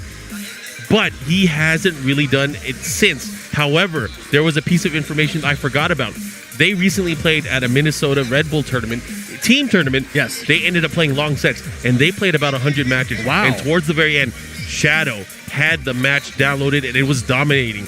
And in fact, you saw it was 6-0 on that stream match when Arslan Ash played against Shadow. And the whole time, everybody, and you know everybody in this tournament, Super Akuma was preparing for Arslan Ash. Yes. Surprise. Shadow ended up taking it. And look at this. Now, because of that, Super Akuma able to make it into the top 8 winner's side. Yeah, so this is Super Akuma's chance to prove to everyone that he could have beat Arslan Ash to make it into the winner's side of the bracket anyway, right? And if he does that, he's in top 4 of this tournament, right? That is going to be huge. Absolutely huge. Going back to Shadow versus Arslan, though, I feel like since Shadow beat him, he hasn't really run the Claudio against him, right? So to see him bring out the Claudio, I feel like that was his answer. Anyways, we're going to go into a matchup. 2 of the most beloved characters in Tekken 7. We have Zafina and Akuma. Oh, yeah. People love them. Oh, yeah. Well, I mean, they love these players for sure. That is without a doubt. Yes. 2 of the most emotional and impactful players that we've seen throughout the series of Tekken 7. Arguably, Arslan Ash, really the rising star of the past few years. Anyways, we're going to go into the matchup. I am excited to see how this is going to play out, especially because Arslan Ash has been on record for almost every region where he comments like, oh, is Akuma still a problem for you guys? He's not a problem in Pakistan. But we just saw what happened to Khan, right? Almost happened to Khan. And like it looked like Khan is having some issues. Yeah. I mean, maybe it was the nerves, being on the EVO stage and everything, but that was a very, very close first set against Super Akuma and his Akuma. Yeah, and it's going to be fun. I can't wait to see how this is going to play out, of course. Look at Arslan's fingers there, dude. I love the way he hits the buttons. It's so unorthodox compared to how most people play with their hands and their fingers on the stick. I mean, he's like a surgeon when it comes to inputs and just the way he plays. Maybe that we're playing wrong. Maybe we're playing wrong. We could be. I mean, he's the best, man. He's the guy to beat. And again, I mentioned this before, and if you guys aren't familiar, once he gets to the loser's bracket, he becomes the most dangerous player on the planet. Look at the stats. He is almost unbeatable. That's crazy, man. That's actually crazy. This is wild. This tournament's only going to get crazier and crazier. John Ding, top 4 of this tournament. I don't think anyone predicted that to happen. No, and you know, it's funny because the last series of TWT events when we were having offline, he did not make a top 8 in any master event. That's so right. He has really trained and leveled up. You learning and using multiple characters, especially that Julia, which he really built up over the past few years. You reminded me of that because back in 2019, I remember he was having so much trouble and he was trying to add the Julia. He was at the TWT finals for the LCQ. Yeah. He's like, I've been training Julia. I think Julia is the answer. And it was way back then, but he lost with it and it was not the answer then. Yeah. But he stuck with it, and here we are 3 years later, the anime training arc, and John Ding, top 4 of EVO. You love to see it, and you get, again, hard work, pays off, and it definitely shows. And he is back here on the stage trying to fight and win, but right now it's all about Pakistan and France. Pakistan versus France again. Super Akuma had to play Khan on the winning side of the bracket. Now he gets Arslan in the loser side of the bracket. Yeah, if you guys watching at home are watching this, you may not be familiar with Tekken 7. There is still time to play and learn this game.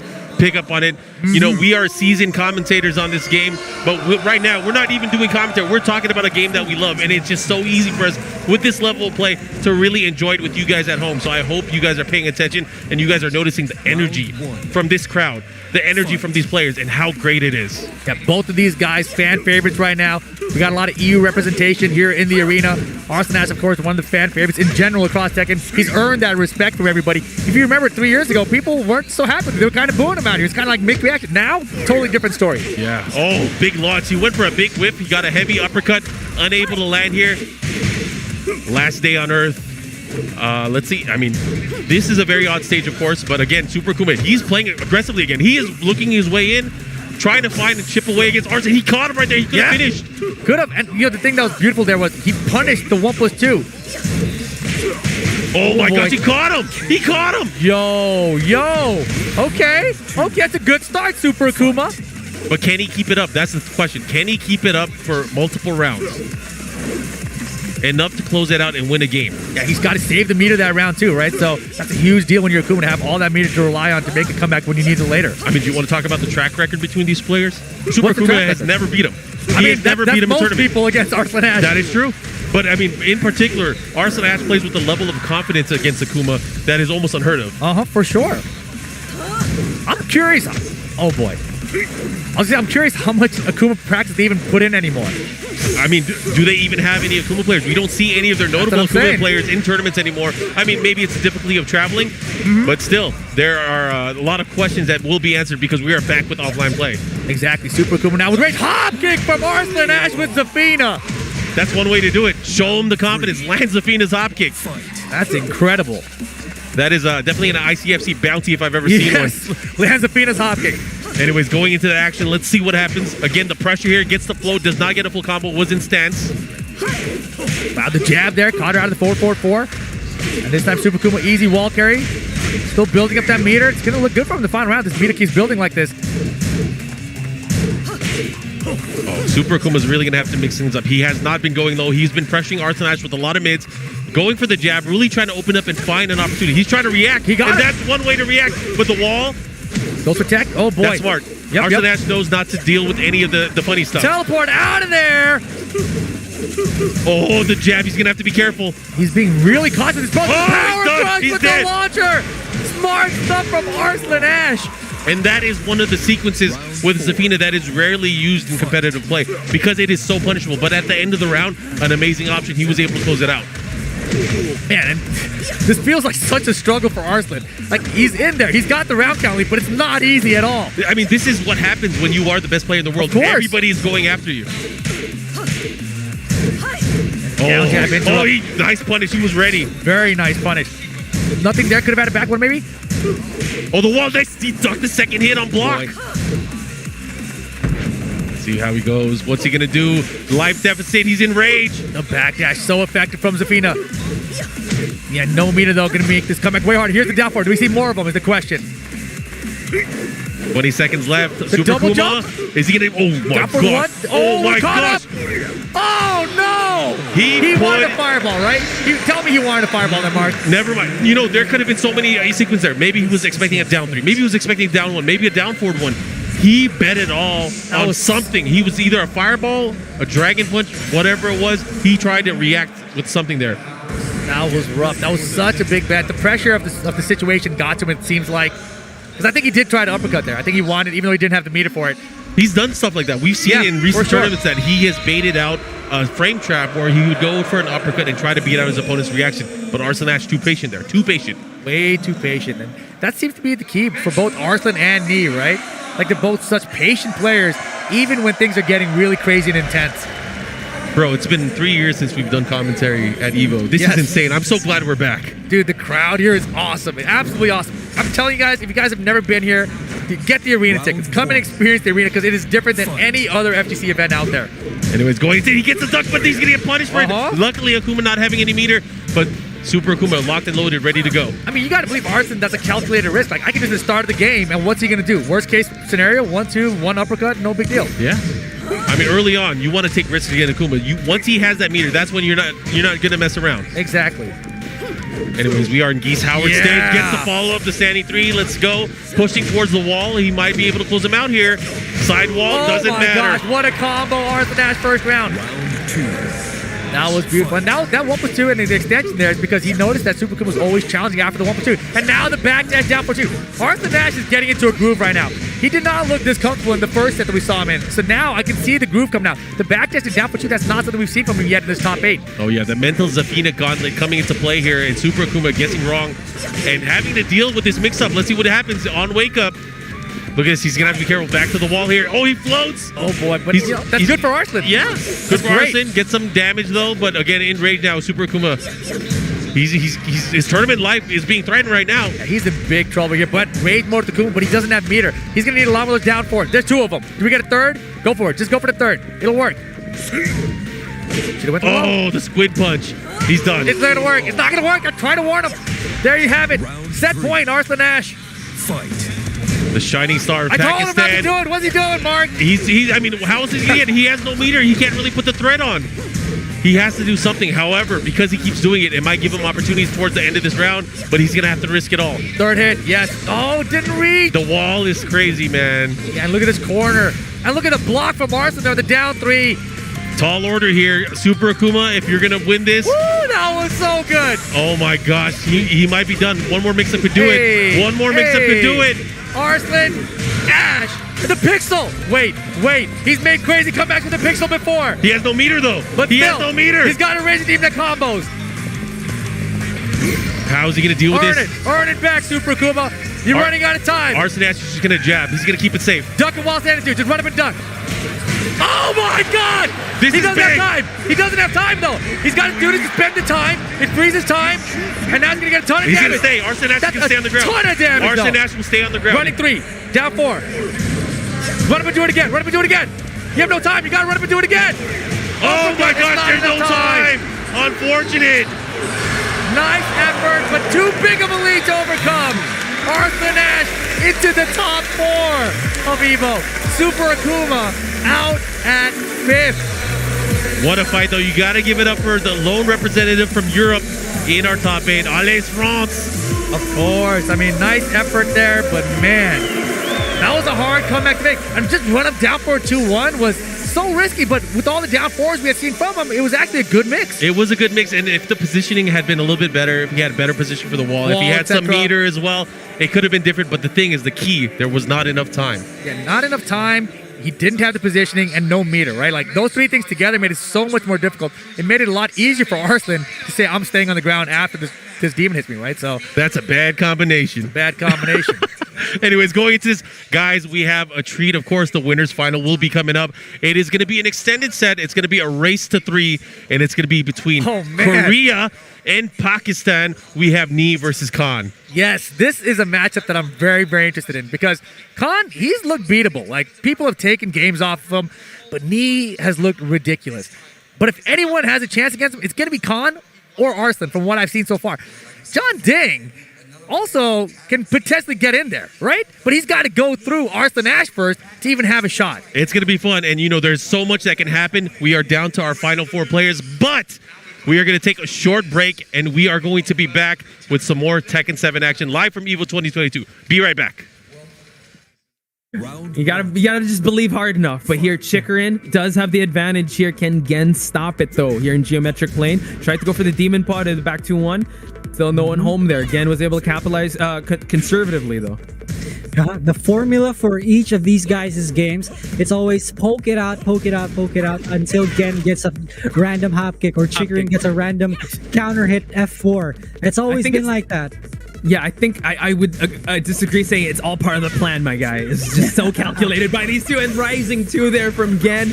Chikarin already enraged. The wall. Oh, there we go. Gen Big advantage here getting that round. The wall carry on back 3, 4, 1 plus 2 is crazy. It is. It Yeah, she reaches just so pushes far. you.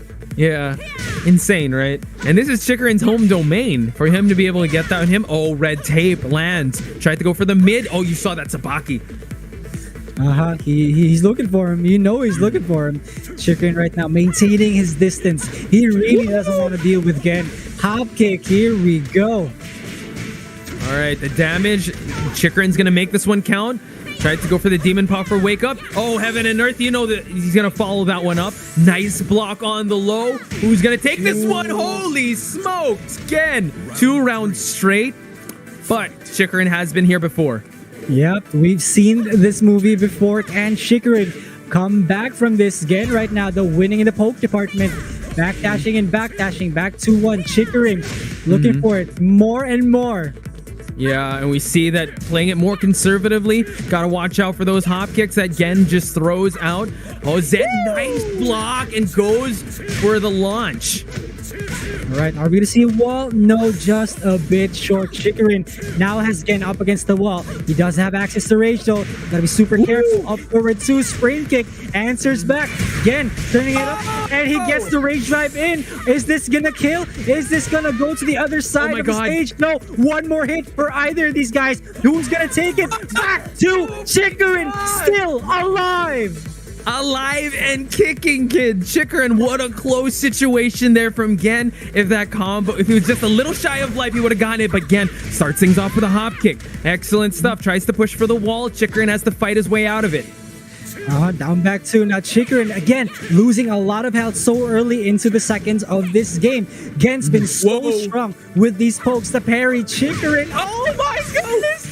It's happening! He's gonna get the wall again, closing it out, ladies and gentlemen.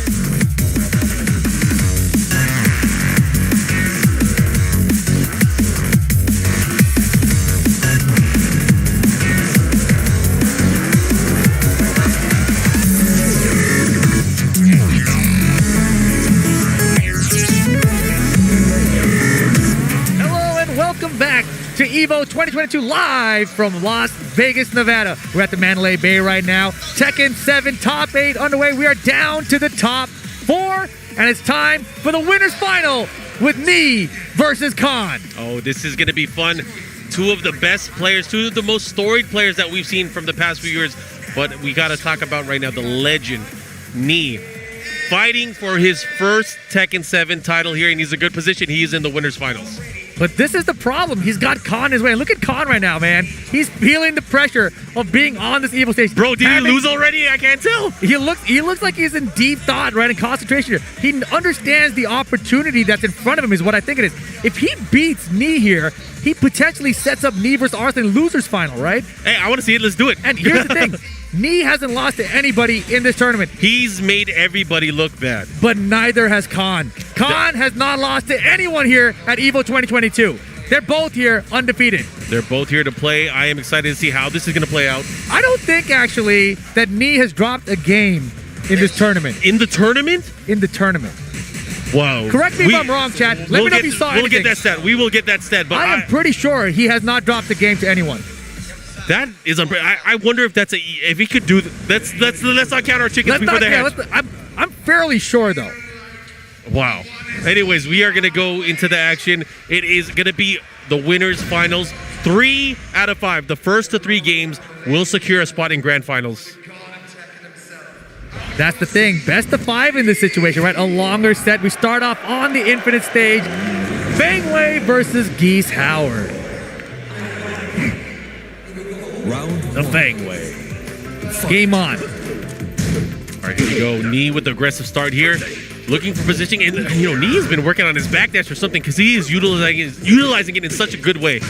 Yeah, his movement in general, right? And just the poke game he applies with it, with Feng Wei, has been so effective, honestly. It's everyone. Float conversion, he didn't expect to catch that one. Back tempo too far away that time.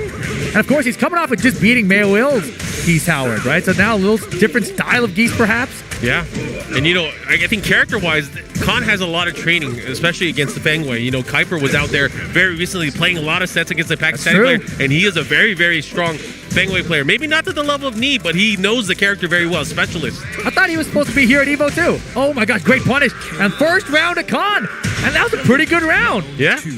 Knee himself, not a stranger to Geese. He's used Geese in past tournaments, even in past Evo tournaments, working his way towards top placings. So we'll see. And again, Geese, one of those characters, again, that's just so powerful. Once he hits you, he hits so hard. Right now, he applying the same basic game plan we've seen, right? Single jab, establish the offense, down forward ones, back fours, down fours, just poke away at the health. On Angie back a little bit, and they got a lot of time to work with. Most of the Knees matches that we've seen have been close to timeout situations. Great block in the forward 1-2 that time. Back Kempo step's gonna work out. Punish it there, and that's a good lead for Knee. And now he's gonna be comfortable just to let that timeline down a little bit. Yeah, let's see how he handles it. I mean, look at this. Already 20 seconds left in the round. These guys still just having been poked each other. They're not taking huge risks. 2 bars. Khan might make a risk. He might take one right now. Let's see. 10 seconds. He's got rage too. I mean, there's no way he could break him down. There's no way. Yeah, he just chose not to go in. That was an interesting choice from Khan. He wanted to save the meter, perhaps. The thing is, when Geese gets towards the end of the round, he has to take huge risks. He doesn't have moves like a rage drive. He doesn't have quick ways to get in and pressure his opponent. He has to play off fundamentals, and that's going to be so hard to do against Knee. Man, you just probably triggered a bunch of people in chat. You said Geese has to play with fundamentals? How is he going to do that, Mark? Let them talk. Anyways, he has the meter. I mean, that's a key element there. Khan has not had an opportunity to use any of that meter just because he can't get in on Knee. But there hasn't been an opportunity. I feel like he should just force the max mode mix if he has to when time is winding down at least, right? Like right now, he's hitting a full bar. He hasn't used anything. Yeah. I mean, but what are you going to do? The lows are going to get him. Yeah, maybe Knee's not going to block him, but Knee knows how much life he has left. Sure. The mids aren't going to get him. He's going to react to him. Yeah, how does he do it? How does he do it? That's going to be crazy. Look at his life bar. You can see there's a small, tiny lead from Knee. Side step less has been working out. Down back speed, no counter. That's on rage mode for Khan. 7 seconds, full bar. Again, that same situation. How do you get in? He's bent the meter this time. He's chipping away. He's going in. Down four again. Doesn't get it. The fish hook and right on time for Knee to hold on to the round. Here we go. 2 rounds to 1. That was a valiant effort, but again, it wasn't enough. Knee playing it very safe. Goes for the safest option that he has. It cost him 2 meter, too. Yeah. He needed to go in early. He needed to do it the previous round. And this is still the first game. Knee's so composed despite losing that first round. Nice. Down forward 2, keeping the pressure here. Nice punish there from Knee. Uh-oh. Here we go. Finally gets a big hit, gets a lot of damage out of this, and Geese really showing what he has. Now life lead in favor of Khan. This is where the tables are turning, and now Knee has to make the approach. Great Here stuff. we go. Final round, game 1. And Khan's looking focused right now. He's going to have that meter built up right there. There you have it. Yeah. Ducks to throw nothing, though. This time, Knee not opting to go for the 1+2 there. Had an opportunity, did not bite. Let's see what he does. How did he choose to duck there for that block? That was ridiculous, to block the down 2. Gets thrown! Nobody's breaking these 1+2 throws. Oh, he went for the Kempo backswing. Let's see what he does. Goes for the throw once again. Uh-huh. And again, finding a way just to put pressure. But again, Khan, with that meter, he could destroy Fengwei if he gets a nice solid hit.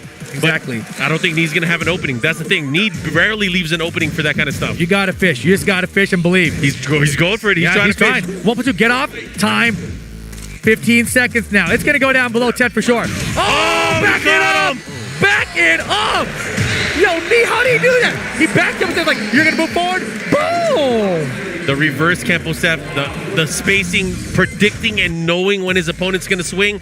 Knee had such an amazing read there. Of course, ends it with the Iron Mountain Barge. That was crazy. That was crazy. He suckered him in, right? He suckered him in with the Kempo backstep. Yeah. He's like, you're short on life, right? You know I have the lead. You have to come forward now. And when you do, I've got this attack ready to cover your approach. Yeah, he got him with the commitment there. Anyways, that was great. So Knee able to take it. It was a nail biter, of course, went to the final round. But again, it's not over. There are still 2 more games to win if Knee wants to move on. However, you can't count out Khan. Khan made it here in the winner's side for a reason. For sure. And you saw how close that game was. That was probably the closest game I've seen Knee have. Yeah. And if he had hit one of those back threes, it would have been Khan's game at the end. But here we go. Game 2. G-Corp Helipad at night is going to be the stage we play on. This stage should allow for some easy wall-to-wall combos. How is Geese Howard in Tekken? How? This is crazy. And we got Final Fantasy characters. We got Walking Dead characters. We got everything out here. And it was going right into the matchup here. Gets a nice punish. Knee's going to have to be careful. There is a wall in play, but look at that. Just maneuvering, sidestep, low parry. That was, the step. He sidestepped up, down, forward for the low parry. Yeah, good stuff. Knee with the presence of mind, really able to capitalize, gets the hit. This is big. Positioning, though, that is very key. And now Khan keeping that pressure. Oh, he floated him out of the board. 1+2. You're not swiping me. Swiper, no swiping. Counter, though.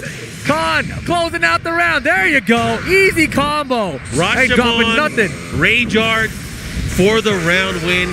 Watch this cinematic entrance. Of course. Beautiful stuff. And if you're Khan, you got to be feeling a little bit more confident, right? Like, you lost the first game. It was close. And now you got the first round again. Like, you got to feel like, I can do this. I can believe this. I can beat this guy. And look at the low parry. Khan's on point right now. Wall showed up really close there. Thought he had a little bit more of an off-axis approach. Oh, wow. Look at this. He just ended up he wanted to be able to build meter again. And that's the thing, right? He's spending meter a lot faster this time. Realize he probably held on to it a little too long in that first game. That's such a scary situation. The way he spikes him down and goes for the shoulder, but then still has enough time to recover and force a mix-up reaction. Nice. 1-1-2 down to Khan. 2 rounds to 0. You're in game 2. I expect Knee to turn it up here. I expect Knee to kind of maybe a little go in on the offensive here. I feel like the opposite is happening. Khan has been way more offensive in this game. And here you go. He got him with the home attack counter hit. That's a good combination, Mark. Back 3-2. This time the whiffs. Knee with the double step. Uh-oh. Got him with wall the bounce and the down 4-3 again. Wow, he caught him. Knee in the right position. He's going to try to pick him apart. Rage mode for Khan, though. And almost 2 meter. Back it up. Punish. Man, can Khan close him out? He's just doing it. Just do it. You got to believe. You got to try. Yeah, I mean, he's using that meter, got rid of it, building up a second meter again. Let's see what he does.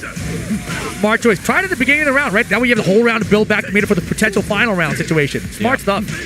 Got to prepare for the long battle, the long haul right now. Down forward, two's putting in work. Don't step. That's so smart. Use the homing attack. He has been stepping everyone. He's baiting, dude. He's going to do backswings and reverse kempos.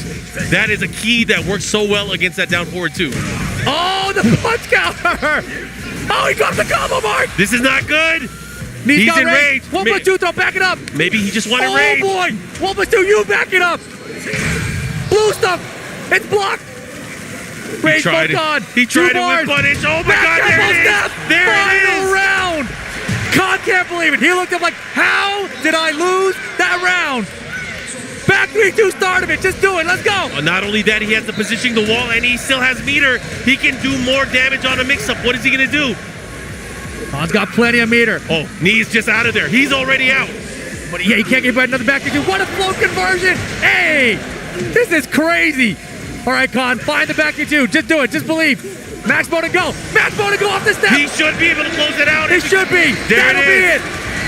There you go. Khan on the board. One apiece. What an amazing sequence that final round. He finally got the back 3-2, ended up cashing out the meter, and made it happen. We are tied here in our winners finals. One of the things I noticed yesterday about Knee's playstyle, he was free to move. He would take all the pokes while moving, not hitting buttons, no getting counter hit, and people were just poking him back. And I was thinking, if people just commit to launchers on him, it's much riskier, right? Yeah. Khan adjusted there with a lot of homing attacks, a lot of just fishing with back 3-2s. He's like, you know what? Even if I don't get it, I'm going to max mode cancel and I'm going to go. And so far, that strategy has been much more effective for him. He has stuffed a lot of stuff with down forward 1, float conversions, etc. And he's done a great job of stopping a lot of Geese's approach. But now, we go to the infinite stage. Round 1. Anyways, this is crazy. So we are tied up here in our winners finals. Both of these players opting for an optimal position here in our grand finals. You want to be in the grand finals. You want to be waiting for your opponent. Especially with that Arslan Ash guy in the loser side. He's pretty good. He's pretty damn good. Anyways, you can't count out any of the players yet. Going into the action, nice side steps here from Knee, working his way around. They're doing that clockwise dance in the middle of the water here, the Infinite Azure. Of course. Khan with the lead. Things are changing in terms of the way they're poking up close. Khan is coming out at the advantage more often than earlier in the match. And the throw again. Come on. And there's the wild standing one. Man, I saw Knee adjusting his seat. He was shocked at that one, actually. So here we go. Knee finally starting to show some cracks. All right, let's see how he deals with double Reppuken. Counter hit down 4. He was already committed to the Reppuken. Probably could have had a launcher, but unable to do something with it. Trying to keep it safe. Let's see what happens with the life lead again. Khan finding his way in. Knee hasn't been using reverse tempo. He hasn't been using any of the side step down back threes. Woo! That was beautiful. 100% hit rate. He's going to land those. Those hop kicks are his territory. Yeah, that was a complete whiff punish too, right? He's just been sidestepping without hitting buttons, as I talked about earlier. Khan, for some reason, has stopped using the homing attack because I guess he doesn't want to get countered, perhaps. But that time he saw the counter, saw he had time to dash him and hop kick for the whiff punish. Big opportunity. Let's see how he's going to deal with it right now. Knee with a slight lead. He wants to get that round back. He wants to tie things up. Again, going for that throw. Khan has been getting a lot of those throws. Time is running out. 1-3. Follow up. What's he going to do? How's he going to deal with it? It's over. He's just going to block. And that's a situation where as the time's running out, if you hit a button, you absorb hit, you might lose a round from that. So very smart attempt there from Khan, despite losing it. Right now, he gets the big 1+2 grab to start things off. Punish, he's ready. That's a great punish. Yeah, Knee knows math. He's going to get those every single time. Nice, down 2. Knee is starting to open up with pressure. Definitely. He's starting to use some of the tools. Back Kenpo! That has been the killer of the story. During peak moments of the match, Knee knows when his opponent's going to react, and he'll go for the reverse Kenpo too. And Knee trying to take the lead in the set, make it 2-1. And yes, Knee definitely turning up the offense here as we moved into round 3 of this game. But you see Khan's meter. He's got a ton of it stacked up now. Could be very easy. What a punish there again from Knee. Full meter now for Khan though. He's got to fish. He's got to go. Where are the homing attacks? He stopped using them completely, and I felt like that was some of the biggest tools to help him have success in game 2. That's the thing too. I feel like the building up the mind game, maybe he's forcing Knee to sidestep, maybe give Knee that false sense of confidence to go for it, and then he'll start pulling them out. Could be. He has meter. He has a ton of meter.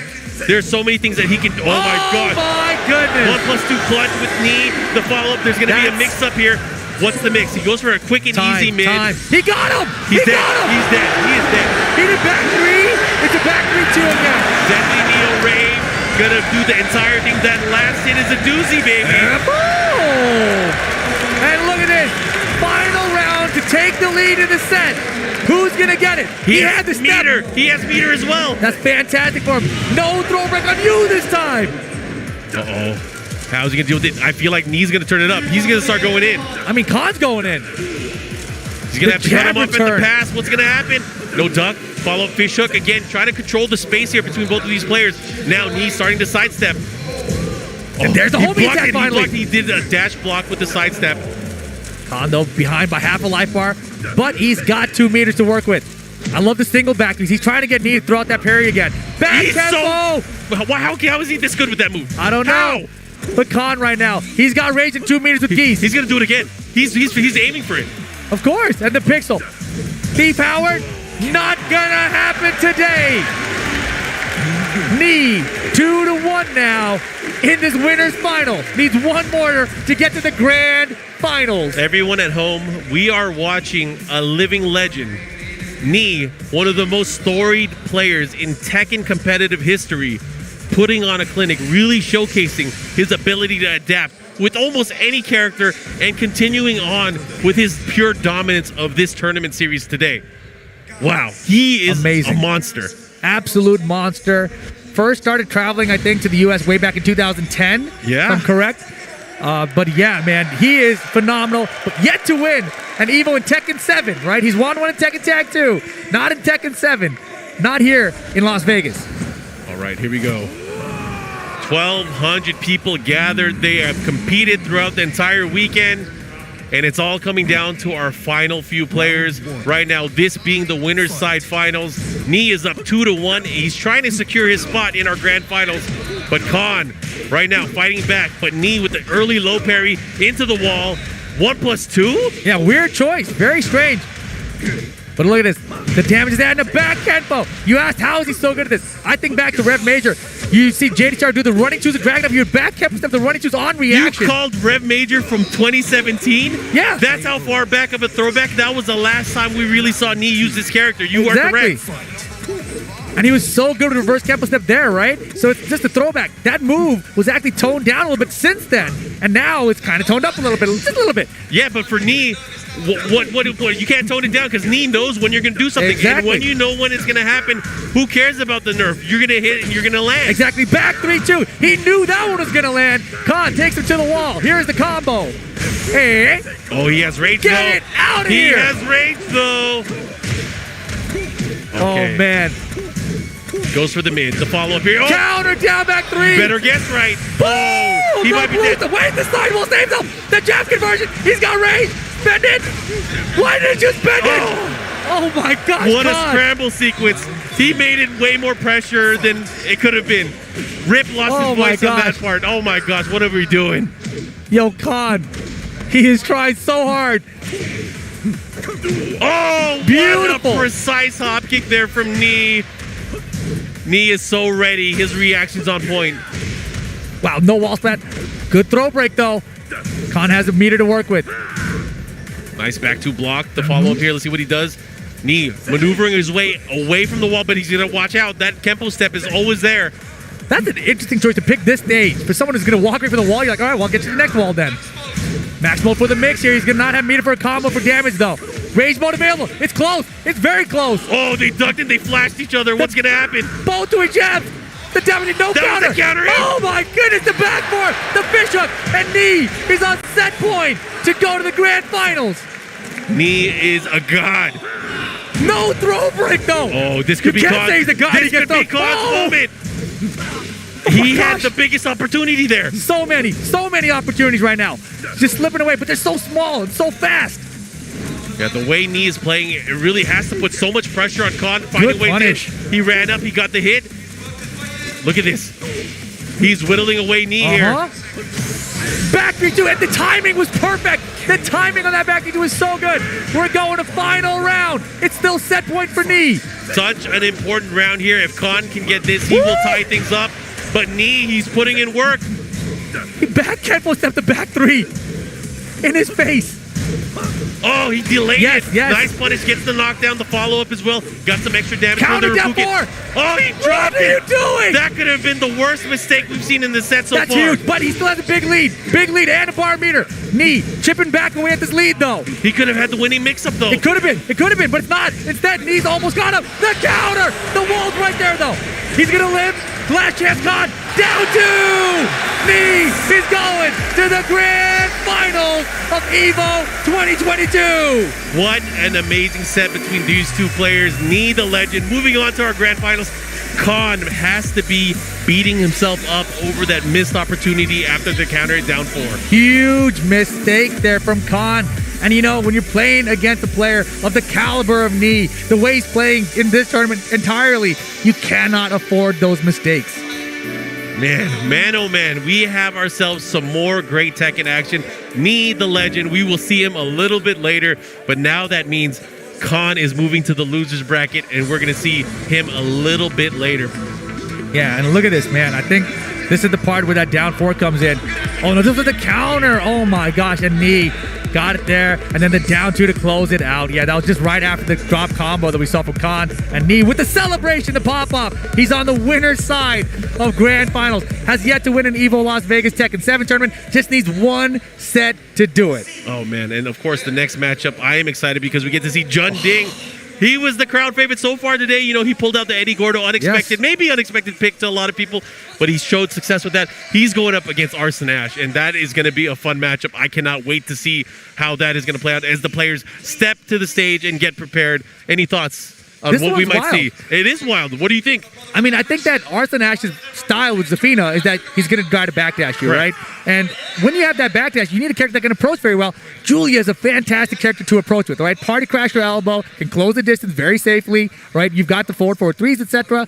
So there's a lot of stuff. The lunge punch can just all of a sudden change the game, right? So I think there's a lot of good tools here for his character. I don't think we're going to see an Eddie here, right? No, I think do like not a 0% chance. I mean, if it's a blowout, Maybe 1%. if it's a blowout against Julia, then maybe there's a chance. But again, you have to remember, this is a smaller set. This is going to be a race to 2. Oh my gosh! So there's a chance. There is a chance he could pull it up. Maybe he could pull out a surprise. Maybe he could change the pacing. But either way, it's going to be tough. It's a tall order because these guys have played before in the past, and Arslan Ash has always come out on top. I mean, I feel like that's for most Arslan Ash matches, right? But it's going to be tough. I am excited to see the decisions made here from Junding because right now the ball is in his court. We know how Arslan is going to approach the match. He's going to backdash. He's going to sidestep. But as you mentioned, Julia has so many amazing tools, not only to catch backdash, but also to catch sidestep. Yes. It's going to be a pure battle of 3D wits and intensity. And the thing that, I'm kind of overlooking with Junding, his approach in this bracket, right? His run through this bracket, jdcr, Anakin, Rangchu, just crazy. Mayo, right? Like, that's how he got here in this position in the top 4. If he wins here, he gets to play against Khan, right? And let's not forget, in this top 4, we got 2 Korea, 2 Pakistan. And those are the matchups. Korea won the first round. Arguably the strongest regions in Tekken right now. I mean, and they have been throughout maybe a good portion, depending on the arc that you're talking about. Pakistan really stepped into the scene after 2019 as we went on right before the pandemic, and they are still strong. They are showing up here in this world tournament, really representing for their playstyle and their country. I mean, look at it. Their region. Oh my God, what is he doing? Holy moly. What is he doing? Maybe he's thinking, you got to stick backdash? So do I. Damn, the battle of the backdashes? It could be. I wasn't ready for this. I was convinced he would try with Julia. I was too, but that's even more surprising because he has so much confidence to pick this here, right? Because I talked about the TWT LCQ 2019 where he was like, I think Julia is the answer. For him to go to Eddie here, he is very confident in his Eddie. We're about to find out what Junding has in store. As I mentioned earlier, it's going to be all on him, but I did not expect this. Oh my gosh. Those tricks are not going to work. Not against Arslan. And did you see the backdash range that Arslan had there? It's like, well, you can try it. That was a nice one. Uh-huh. And it was the chase down is happening. These guys are have their cars in reverse. They're both moving in reverse. Yep. Back up, horn blazing. Let's see what happens. Oh! What a wonderful down forward 2. Threads the needle. And look at Arslan Ash. Sidewall stun, but still converts to some damage. Wait a second. Wait, did he get him? No way. What was going on there? No. And it's even weirder that he used it in that situation with the wall close to Eddie's back. I feel like that's where that range guard seems to miss really and cause crazy camera things to happen. Yeah. That was definitely a hard nice read. Try. And that's one of the problems here, especially with those commitments and some of the attacks. Zafina just ready to play cleanup. Very nice. And Arthur looks super comfortable against the character matchup here with Zafina versus Eddie. Oh, no! That is weird. I feel like that's stuff that Eddie does to people, but it happened to Eddie this time. Yep. Oh, man, we're in trouble right now. Oh, he got mixed. And the follow-up here, down forward 1-2-1. Looking to close that out in 2 straight rounds. Man, maybe Eddie was not the right choice. It's definitely looking that way. And again, as you mentioned, short set, only 1st to 2 this time around. Yeah, of course, this will knock out our 4th place player. As we get down to our final 3, who's going to do it? Arslan Ash is looking really strong here in this opening game. Beautiful! Mirage! Let's go. Wall combo. Junding needed that. Oh, and he gets the damage. The mix goes for the sidestep 4, and he caught him in the air. He went for a forward 4 there. Arslan knowing the options, knowing what he's able to pull out here. Counter! 1+2. He's just wailing on him right now. He has the wall opportunity, just short of it. The poke, Junding with rage right now. Are we going to get the rage drive? Is he going to fish for rage art again? Oh, what a block. Why would you block? What? Why would you risk it? And he was hesitating like crazy there, right? I think that rage art that he missed, it kind of put that hesitation in him when he had that situation there. Rough. Either way, amazing display of patience from Arslan Ash. Backdashing, sidestepping, counter hit, getting the launchers in between things. Junding, that was close. Okay, so Julia is the option that we talked about earlier. Sure. What about Lucky Chloe? I don't know. I mean, it depends how much he's been playing her, right? Is he going to hover it? Oh, he's going to the Julia. I think the Julia's been, it's what got him here. Yeah. Right? He's thinking about it, though. He is definitely thinking about it. This is a very tense decision. Because whatever he locks in, he's going to go with the main. Oh, man, this is tough. 3 straight rounds. Usually would deter somebody, but he is locking in to his sole main, his main since day one. This is awesome, though. It is, because, again, there are certain connections players have with their characters where they can do things instinctively, almost without thinking. And this is obviously the character for him. Just like round 2 earlier, we saw him use Panda. That is his character. But he has to dig deep. Very deep, right? Because it seems like the character, it's not all there, right? Like he's playing in a way that's like, this is my character. I'm going to try it against Arslan Ash. But he's not like really prepared for the actual matchup, right? And this is his first time that we've seen with Junding versus Arslan Ash. Yeah. As far back as I can think. As far back as I can remember as well. And we are going into the game. I hope you guys are ready for it. Arslan Ash up 1-0 right now in this loser's bracket match. Oh, man. And if Arslan wins this, we get Arslan versus Khan in the loser final. Yeah. Junding, though. Beautiful. Finishing strings. All right, we got it. And this string being safe there is so good for Eddie Gordo, right? And man, all right. And that's the thing, too, is because it has a second and a third hit. It's so threatening, especially by the wall. Look at that. Here we go. Unscaled last hit. The follow-up here goes for a sidestep 3+4. Keeping that pressure. Good patience from Junding. Oh, no. He tried the spring kick. Eddie's spring kick leaves him backward. Very dangerous. And look at the comeback that Arslan Ash is able to make from that one mistake. Yeah, very vulnerable. And that was the great block, of course, and a even greater punish there from Arslan Ash. Down back 2. Okay, wait a minute. Nice block. We're all caught up. Rage versus Rage. Rage Driver and Lowe's coming at you. What you gonna do? Oh, unfortunate. He did not have enough life to survive that. Slow motion for me.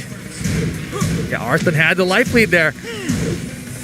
Here we go. Arslan 2 rounds away from getting the top 3 of this tournament. Look at the defense. He looks like he blocked that before it even came out. Counter hit. Interrupt. You got 12 frames in between. I got a 12-frame counter hit launcher. Perfect. That was sick. He's a math wizard. He's a calculus that's student. exactly why he picked the character. I know now. I get it. Just for that? Yeah. The one thing is like, hey, I did it. Cool. But now you better win the round. Yeah. I have a feeling Arslan's not going to do that poke anymore. Not that poke mix-up.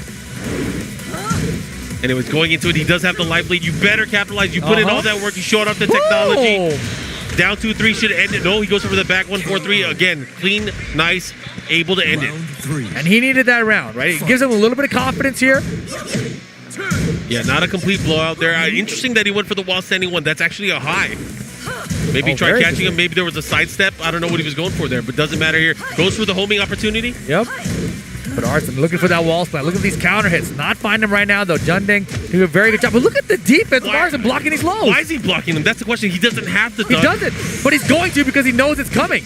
He's so confident in his decision-making with his reads. And just like that, it's set point for Arslan. Junding, big deep breath there.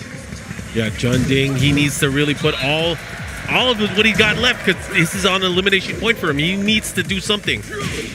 Okay, just run it back to. Let's go. Oh, he went for the high option. I like what I'm seeing here. Trying to force Arslan Ash to maybe second guess what his options are defensively. Yep. Got to do it. Finally. That was homing. Oh, what a block. And he's trying to float him. Yeah, thankfully for Junding, that didn't float.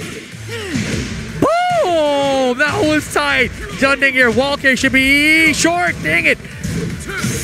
Okay, nice block follow-up. He's going to get the hit. Oh, boy. We still got him game. It's not over. Final round. Game 2.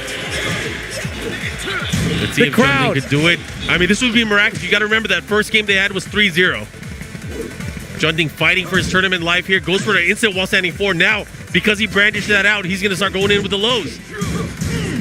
Oh my gosh, finish it. Finish it. The built-in mix-up. Deep dash 4-4-4. He's feeling good. He's moving. He is moving right now. Oh, man, I feel like he's going to throw out a big mix-up. He's going to go for it. He wants a whiff to whip punish. Arslan actually hesitated on that whip punish. What's he going to do? No, boy, didn't confirm. It. This is going to hurt. It's not going to kill. A ton of damage. But the mix-up. Oh, boy, into nothing. Arslan trying to close it out and go to top 3. Junding trying to survive. Times one. Oh, my gosh, he's done. Caught him as he came in down forward 1-4. Nicely done. Arslan Ash takes out Junding and moves in to top 3 of the tournament. But shout out to Junding. 4th place here at EVO 2022. Nicely done. South Korea getting 4th place here with his amazing play with Julia, but also Eddie Gordo. Pleasure to see, of course. Very much a crowd pleaser, but Arslan Ash, the story champion from 2019, making his comeback and now guaranteeing himself a top 3 finish. This is crazy. This is absolutely crazy. Our top three, we got Nee sitting on the winner side of grand finals. We got Khan sitting in loser final, going to be going up against Arslan Ash. Pakistan v. Pakistan. Winner gets Nee, who's on the winner side of grand finals for potentially 2 sets. Think of the possibilities there. Like, process all of it because it's nuts. We are on crash course. I said it earlier, a lot of people want to see Nee and Arslan Ash, but first, Khan is in the way. Can Khan put a stop to his fellow Pakistani player, a player that he trains with and plays with all the time? That's what's going to make it interesting. From here on out, we have extended sets, and I'm so excited because our losers final will be coming out. But first, we are going to take a break. There's going to be some more Tekken action after this as we get to our top 3 of Tekken 7 at EVO 2022. We will be right back. Oh, man.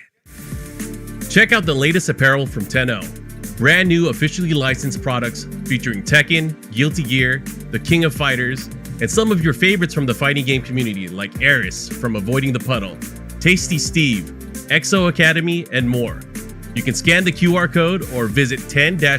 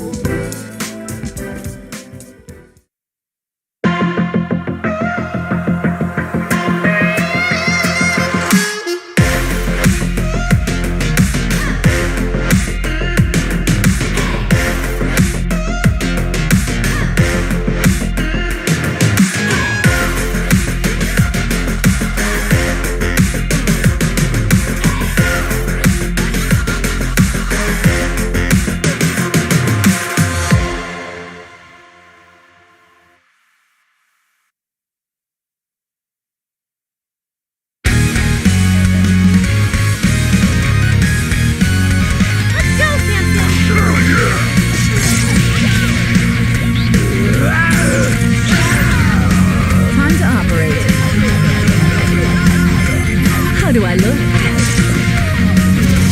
Shall we dance, my lady? Let's see if you're up to scratch. Here comes trouble!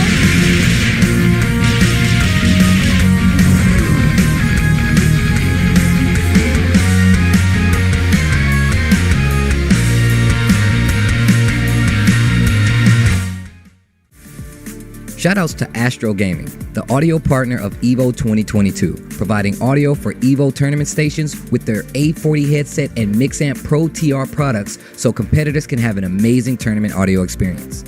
Go visit astrogaming.com to pick up your own A40 headset, Mixamp Pro TR, or audio-related accessories. And again, this is the decisive match here. It's 1-1. Careful, he's moving in. Ooh. Oh man! Okay, I can't believe I would see the day. We might possibly see it. Oh my gosh! There it goes! Look at the scaling, the damage. Here comes the corkscrew, the wall! Got him. catch. Let's go, Majin. Oh my God, it was a low at that range. Jesus, I can't believe what I'm watching. He's pulling out the entire bag of tricks. Oh, backing up underneath with the Ollie ollie kick. kick. And the Majin little pop off with the wave dash at the end. showing off the movement. This Jaguar is going out of control. Oh man. Here we I go. can't believe what I'm seeing. Went for the throw. That was his throw break. He ducks under, very sharp. Don't count him out. We should be going JDCR. down. No, he drops it. Not able to extend the combo even further, but Majin, he's in good position. Oh, counter hit. This is going to be juicy. Yeah, he was able to confirm it as well. Oh my God, that was so close. The throw break, Majin is so sharp. Oh, Majin, the trade again. Oh, he gets it. Oh my God. 5 rounds straight for Majin. Straight? I can't believe it. We might see an American in winners finals. Oh my God. We're on the cusp, and Majin, he's working that momentum, the tracking moves. I can only make noises at this point. I'm sorry. Oh my gosh, is he gonna get the mix up afterwards? Yes, he does. What's gonna happen here? JDCR's gonna have to make a move. And he's using movement here. JDCR known for this. Oh, he low parry. He's gonna go down. Is it gonna be enough? He might kill. He might be He has the dead. roll. He drops it. He drops it. Oh. And Majin, he is on a tear right now. He's on the verge of This is setting an outrage. JDCR to losers. Oh my God. He's gonna beat it. He's gonna have to be careful though. He's in rage. He's gonna beat it. He has to. He got it. You gotta be careful. No. And that's something that you rarely get hit by, but JDCR ready Look for at it. the time. Look at the time. He's gonna have to either stay on the Look ground. at the time. Look at it. Oh my God. JDCR with an amazing comeback. God. He's from the future. He knew it. He's from the future. He's already seen it. Oh no, this momentum shift. I'm not liking it here. JDCR looking to come out on top. Nice combo. yes. Okay, good punish as well. JDCR bringing it all the way back. And an amazing match between these two. Final Not round. making it easy for our hero. Counter hit. There's the counter hit. Guaranteed follow up with the Misses it. 4-2-1. Oh, the back swing. The Jaguar step. The block. And again, the USA chants from the crowd. This is way too exciting. He's working on a perfect. 3 of them. He didn't duck the high. Block that. Nice. Interrupt. And again, he's playing He soft threw him. compact. He broke it. JDCR. Oh, he gets it. One more hit can do it. Oh my The block. God.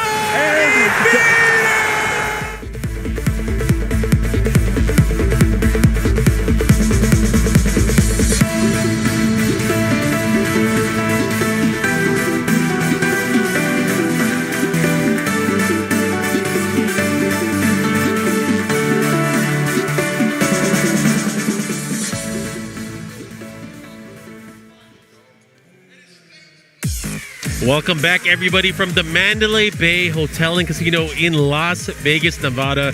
This is EVO 2022, and we are about to get into our top 3 of Tekken 7, and I hope you guys are ready, because it's about to get crazy.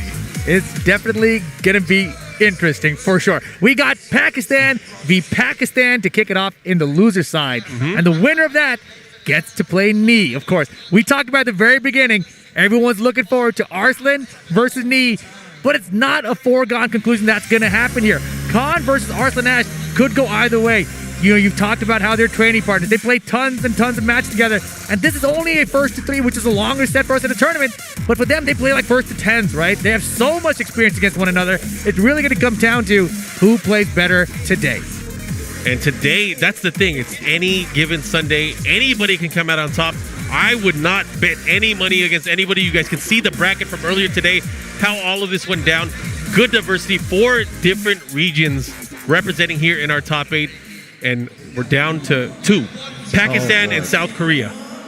This is wild because that first set with Khan and Knee that we saw in the winners final was very close. Oh, yeah. Khan was adjusting. He was adapting. He was figuring things out. So if he wins here, I feel like he might actually get the reset at least.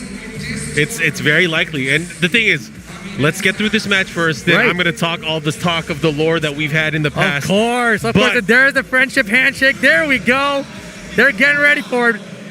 It's going to get good. It's about to get crazy. Geese and Zafina is what I think we'll see. Will it be the matchup that we get on the screen? Who knows? We are about to find out. Get ready for the next battle. Zafina versus Geese Howard is going to be staged, and they ran him to Howard Estate. Oh, man. That's one of the coolest stages in all of Tekken 7. And I remember years ago, the announcement of Geese Howard here in this very arena. Yes. That song playing and the crowd going nuts. It was so good. Oh, let's see who the crowd wants. Arslan? Pretty decent pop for Arslan. Oh, it's about the same. It's about the same. It's about the same. Tough call. Cons won him over. It's But like Rocky 4. The jackets are off, not ours. We're keeping ours on, but Geese is ready to play. Here we go. Starting it off. This is going to be a race to 3. Losers final. All right, very patient start from both of them. Just approaching, no buttons. And there's a 1-1-2 punish from Khan to start it off. Down 3 from Arslan in return, while standing 4. Nice check from Khan. Okay, I like the down jab there. Oh my goodness, and look at it. You want to single jab me while standing 1-2 all day. All day. It's Arslan resplat combo, KYSG. All right, and now Arslan's chilling. He's got the lead, but oh my gosh, he hit a button and Khan finds the counter hit. Here comes the wall. We breaking one of them. It's my house. I'll do what I want. Uh-oh. He went for too early for the grab. It was kind of far away, I feel like, because of the angle. Yeah, he probably should have sized up a little bit more, but doesn't matter. Has the life lead here. Arslan Ash with the rage. Goes for the rage drive. The big low! He went for the gusto. He pulled it off, but wow, what a big risk. But it was a calculated one, right? Like he knew it was going to hit, otherwise he wouldn't have went for it so early in the set. And Khan now, though, he's got that 1 bar meter. And man, that first wall break, not getting the ground grab really cost him there. Anyways, let's see how he's going to make a comeback here. Right now, good life lead here for Khan. And again, you got to think about it. These guys play against each other a ton. They are training partners.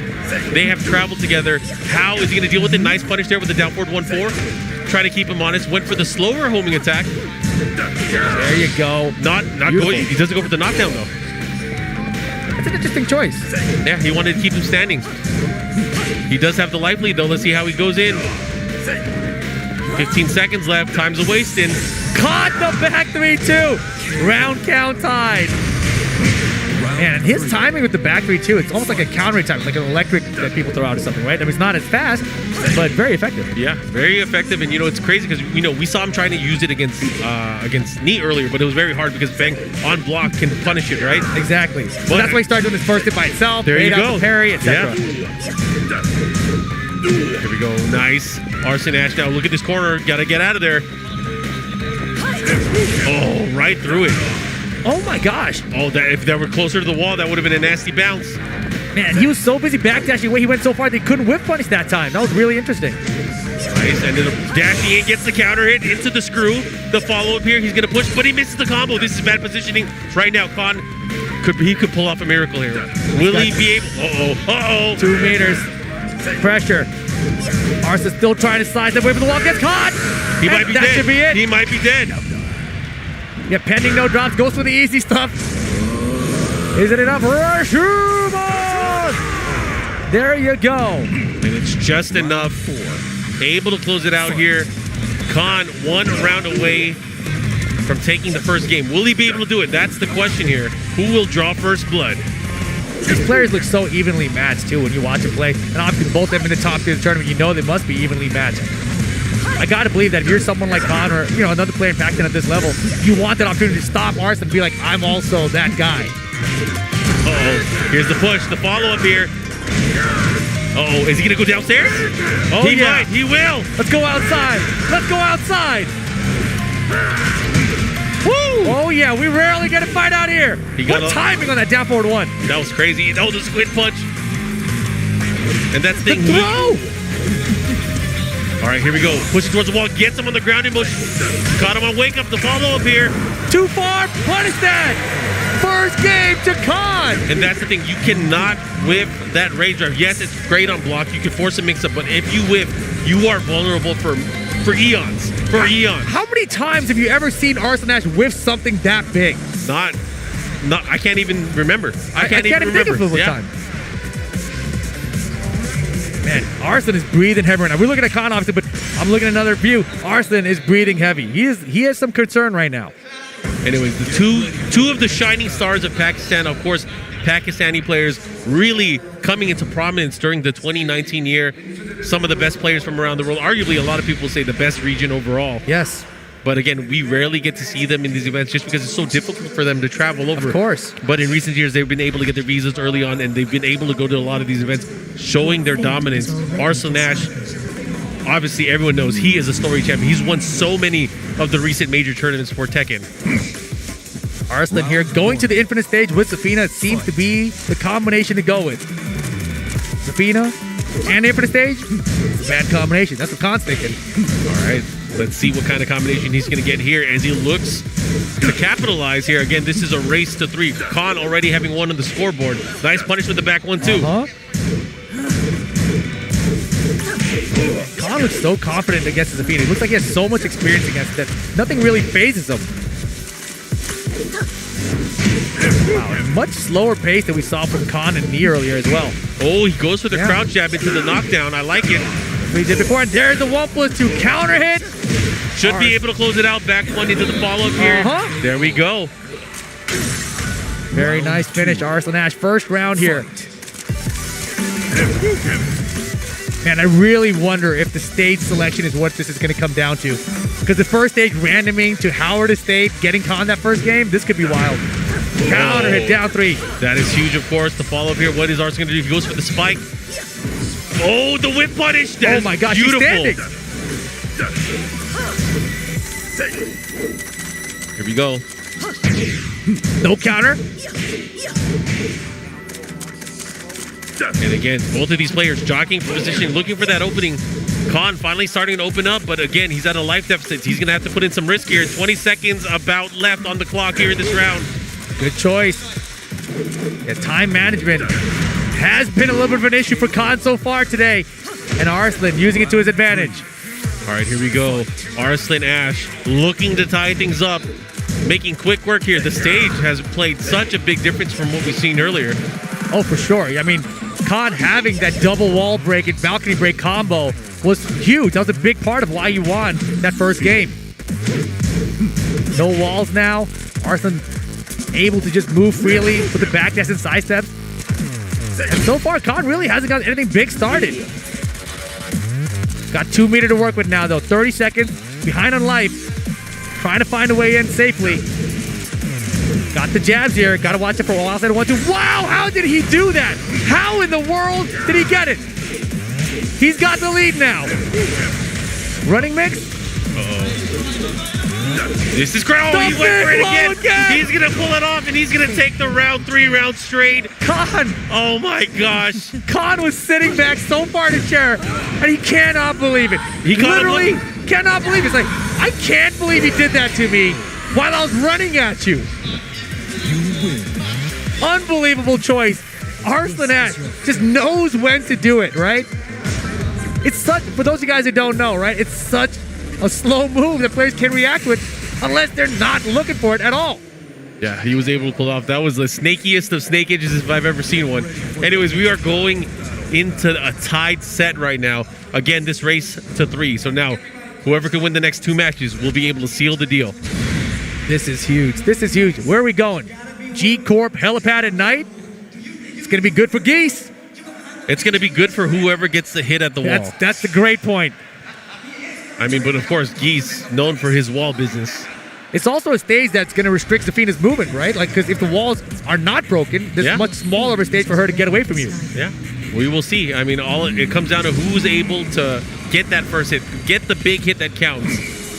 But again, we haven't really seen that many sequences where Geese has been able to get the standing 2 out of a stance transition early on. That's what we saw.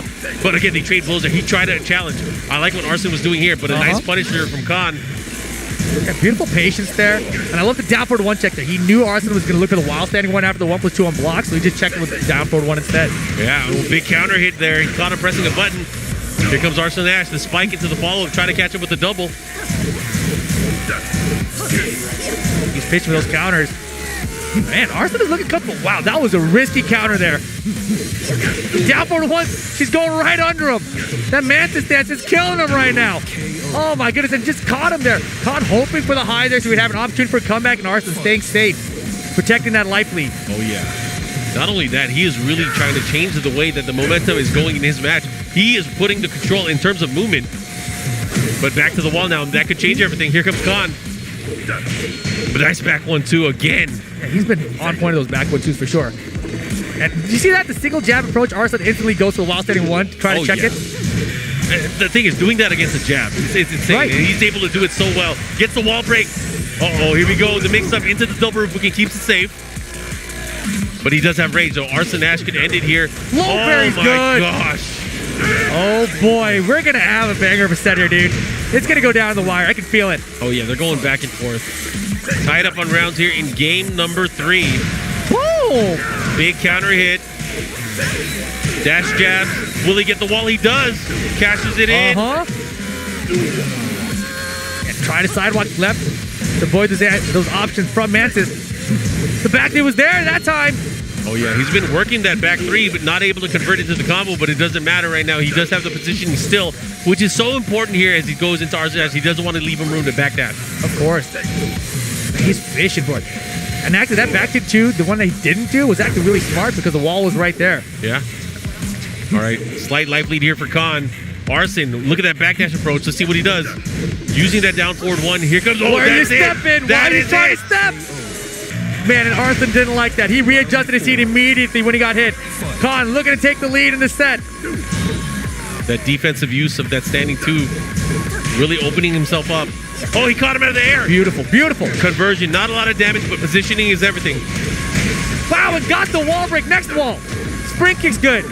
Khan saw the whip there. Low parry's good. You saw him looking for it early, held it, found it, and here we go. Oh yeah, look at this momentum. Will Khan be able to get this round and pull off into a game lead? Very possible, but Arslan Ash, of course, jockeying for this positioning with the life lead now. I was gonna say, Khan did all that combo, but Arslan still has the life lead. Yeah. Here we go. One bar, one combo, it could be over for Arslan in this game. Look at the time. Arslan's gonna wait. He's gonna wait. Oh my goodness, the timing from Khan! He has been a master surgeon. It's over! With that standing 2. He has been a master surgeon. Making it work, knowing when Arslan is gonna react, beating him to the punch. This is insane. They both are so stressed right now.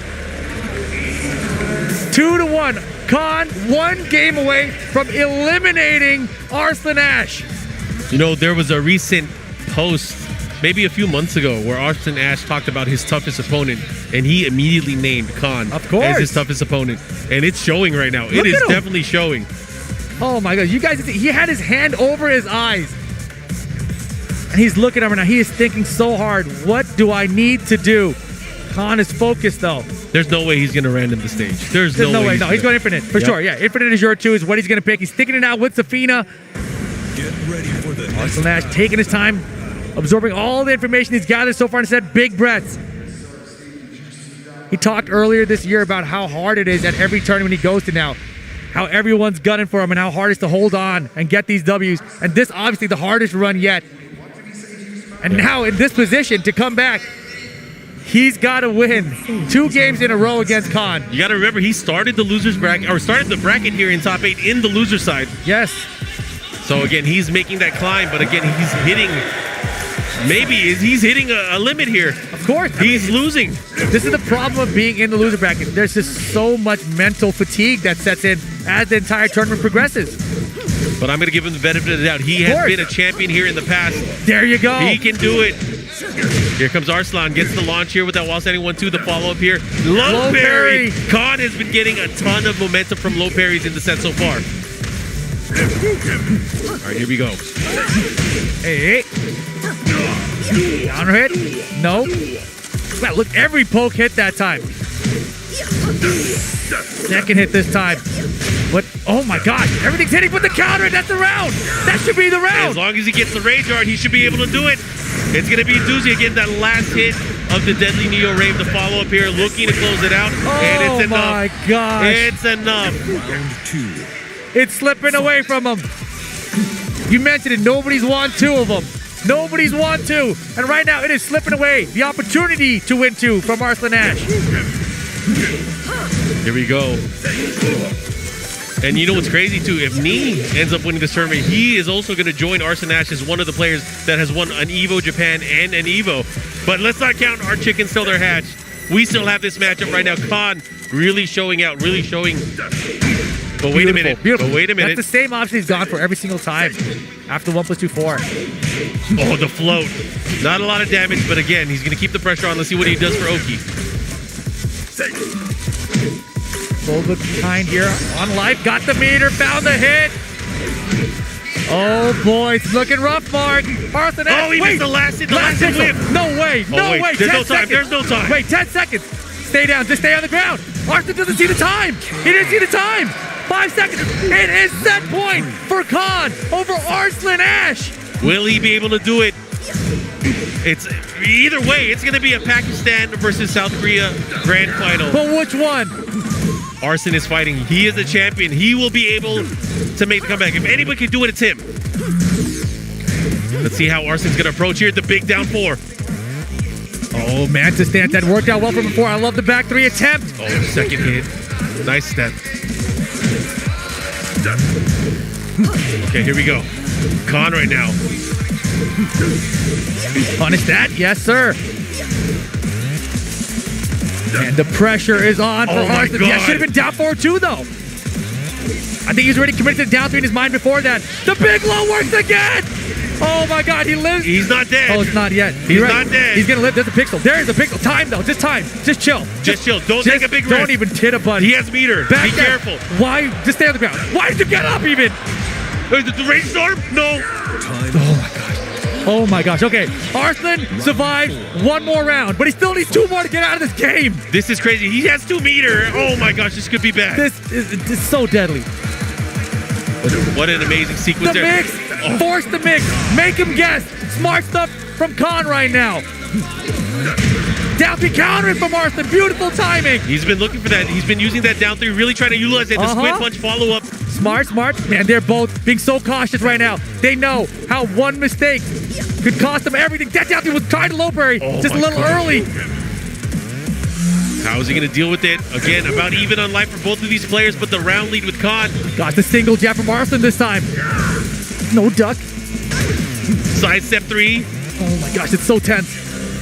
Arslan's tournament life on the line. He is opening him up. Oh The my down 4-2. God. That was the same sequence from earlier. He whiffed the follow-up. Here we go. Arslan's got to be careful. Can't get hit by anything. 2 meters. 2 meters. Can't get hit by anything. Force the mix if you're Khan. Force the mix if you're Khan. What are you doing? Why would you throw? Why?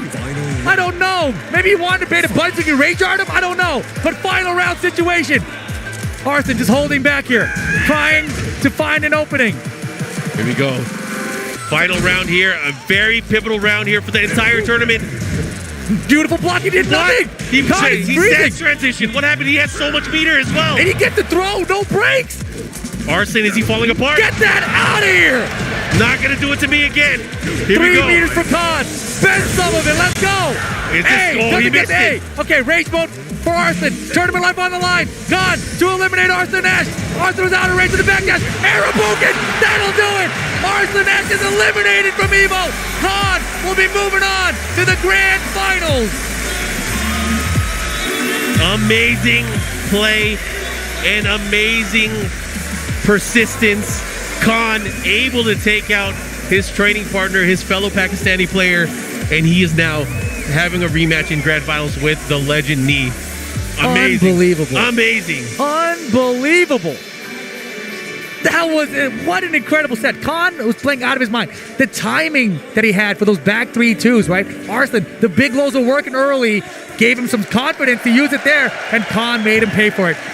Yeah, at the very end of that sequence, of course, he got the super, looking to close things out, and of course, right at the very end, he backdashed. He missed the side step 3, but he couldn't capitalize, and Arabuken closed out the sequence, and Khan taking it and cashing in his ticket to grand finals. Wow, what a set. What a set. Man, we got some good Tekken. We have amazing Tekken. Tekken. Oh, Khan. getting his run back chance with Knee here in the grand finals. Everyone came and is talking about Arslan versus Knee. We don't even get that match in this tournament. Arslan out at third place. Ridiculous, but amazing. We know our grand finals, guys. We know what's going to happen, and it's going to be coming up. We have the final 2 players of this epic tournament from this epic weekend here at EVO 2022. But what's first? What's first? It's a break. Oh. We will be back with some more Tekken 7 action. Never mind. We're going into the match? I think we're going to the match, Mark. Did you make that decision? I'm down. I am down. Let's go right into it. I was surprised. I thought you said something's going to happen. I was like, what's going to happen? We got something interesting happening out here? Well, hey, we got more Tekken. We have our final set.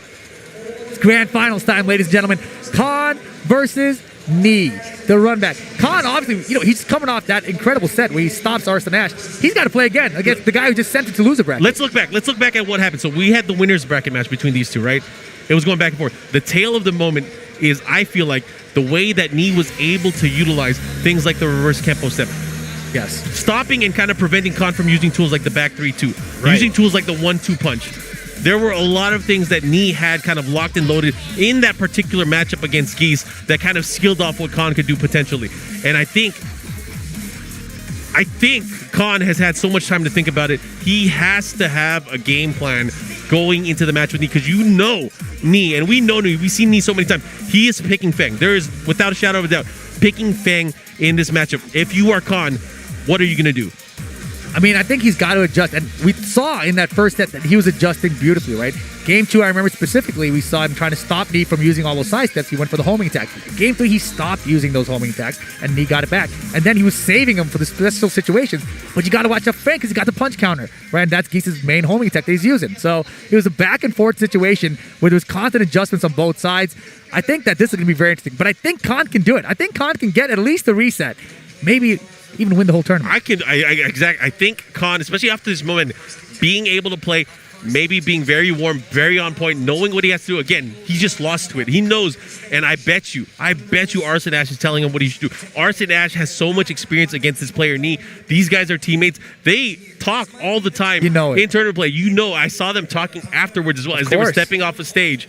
This is going to be exciting. I can't wait to see the strategy that goes into it. But you never know. Knee, legend. I'm very confident he's going to pick Feng Wei. But if he does something crazy, he has some insurance. He's in a good position. He is on the winner's side of top 8 grand finals. So for Khan to win this tournament, he's got to win 2 sets of best of 5 against Knee. Tall order. Very tall order, right? But Khan was very close in those first games. In fact, that first set when they had, there was a dropped combo, right? The down forward dropped combo counter hit from Khan that cost him that round, that gave Knee the victory in the entire set. But here they are, setting up on the stage for our grand finals. Knee on the winner's side of the bracket. Khan fresh off of eliminating Arslan Ash. Yes, our final 2 players here at EVO 2022. South Korea versus Pakistan. It was South Korea versus Pakistan in 2019 too. You know what this reminds me of, though? What's up? This reminds me of the TWT finals. Oh, yeah. Right? Remember the one where Knee thought he was going to be playing someone, or Kudon thought he was going to be playing someone, and then the guy from loser wasn't the guy he expected, and all of a sudden, a Panda wins the championship? Hey, the losers bracket person, in my opinion, always has the advantage because they get to see the path, they get to see everything that happens, and if they can apply that knowledge, very likely they can pull it off. Exactly. So let's see what happens. Man, Khan was the guy I was looking at in the bracket. I was like, dude, no one's talking about Khan, but he is the guy right now. No one has beat him. Except for Knee. Except for Knee in the and now at side. this point, yes. Knee has sent it down to loser bracket. But no one had taken a game, as far as I know, against Knee, except for Khan either. Yeah. Well, either way, the 2 strongest players have gathered. We are now at the apex of our tournament. The final set to decide who is our champion here for EVO 2022 Tekken 7. Let's see who the crowd wants to win. People want to see Khan. They're cheering pretty loud. I bet you the crowd is going to pop for Knee. The legend. So. They got to. Get ready for the next battle. Oh, yeah. Oh, yeah. They want Knee. 3-1, I'd say. Holy moly. And it would be so deserved, right? Because he's been here so many times, so many finals, top 8 finishes for Knee. But here we go. They are loading up. It's time for the grand finals. Knee versus Khan. Set 1. We got Feng Wei versus Geese Howard. Much like we saw in our winner's side of the bracket and our winner's final, a rematch of these two powerhouse characters. Who will be able to come out in the lead early on? That was really weird. He went for a 4-4-3 mix-up right away. Knee, will he change up the playstyle? Will he adapt on the fly and give his opponent some trouble early on? Very defensive. Usually a lot of Knee's matches end up going to the very end in terms of time. Yeah, this time starting out way more offense, right? A lot more jabs, and he's feeling confident, I think. But look at the block of the down 4. And again, usually Knee doesn't duck. He does not duck. He does not force, especially this early on. Exactly. But he's feeling some kind of way. Maybe he's downloaded the entire map. Or it could be just like he knows how the first set went. He knows what he did. He's like, I'm going to mix things up here just to keep him on his toes, keep him guessing. Yeah. And that's one of the things. It's an endurance test from here on out. Because the memories of what happened and what happened to you guys in the winner side final has to be carrying over. You have to make that adjustment. And again, Nia has been watching it. Back end post step. We saw a lot of that in winner's final. He's looking to find his way in. Whoa, interesting poke with the low. Nice side step. Oh, Knee is ready. But I really think Khan, he has what it takes. Let's see what he does as he goes in. Goes for the back 3-2. Unable to get it. The side step 3 option is, it seems like it's something he likes to do pretty often. Oh, he tried to catch him. And that was a good choice for me, right? Even if he got stepped there, Khan doesn't have meter to really punish him heavy. Yeah. Wow. Early on, that's the time to do it. 10 seconds. Khan's got a big lead. Just got to chill. Don't get rage art. Air Ripuken works out. Side step force too far. Holy moly, he hit a button. That was almost dangerous. Yeah, you're good. You're fine here. You're fine here. Down by 4, don't think it's really going to hurt you, and you'll be able to block it on reaction. So there you go. Round count tied. Here we go. Nice block there. Wow. Why would he duck? Don't step. Those holding moves so important, especially against a player like me who's constantly sidestepping against you. Put the brakes on the follow-up here. And he's letting these back 3-2s rip. He's spending the meter as soon as he gets it. He not opting to do the punch counter just yet. Stand up. I like the option there. Got the ground throw. Good life lead here for Khan. Might be able to pull off to the round lead as well. Nice. Here we go. The pressure, but a counter hit from Knee and rage. This is where it gets scary. Oh yeah. If he ducked there, Knee would have had him. Look at Khan. Look at these low parries. Look at the duck, the jab, the punch, the while standing 4s.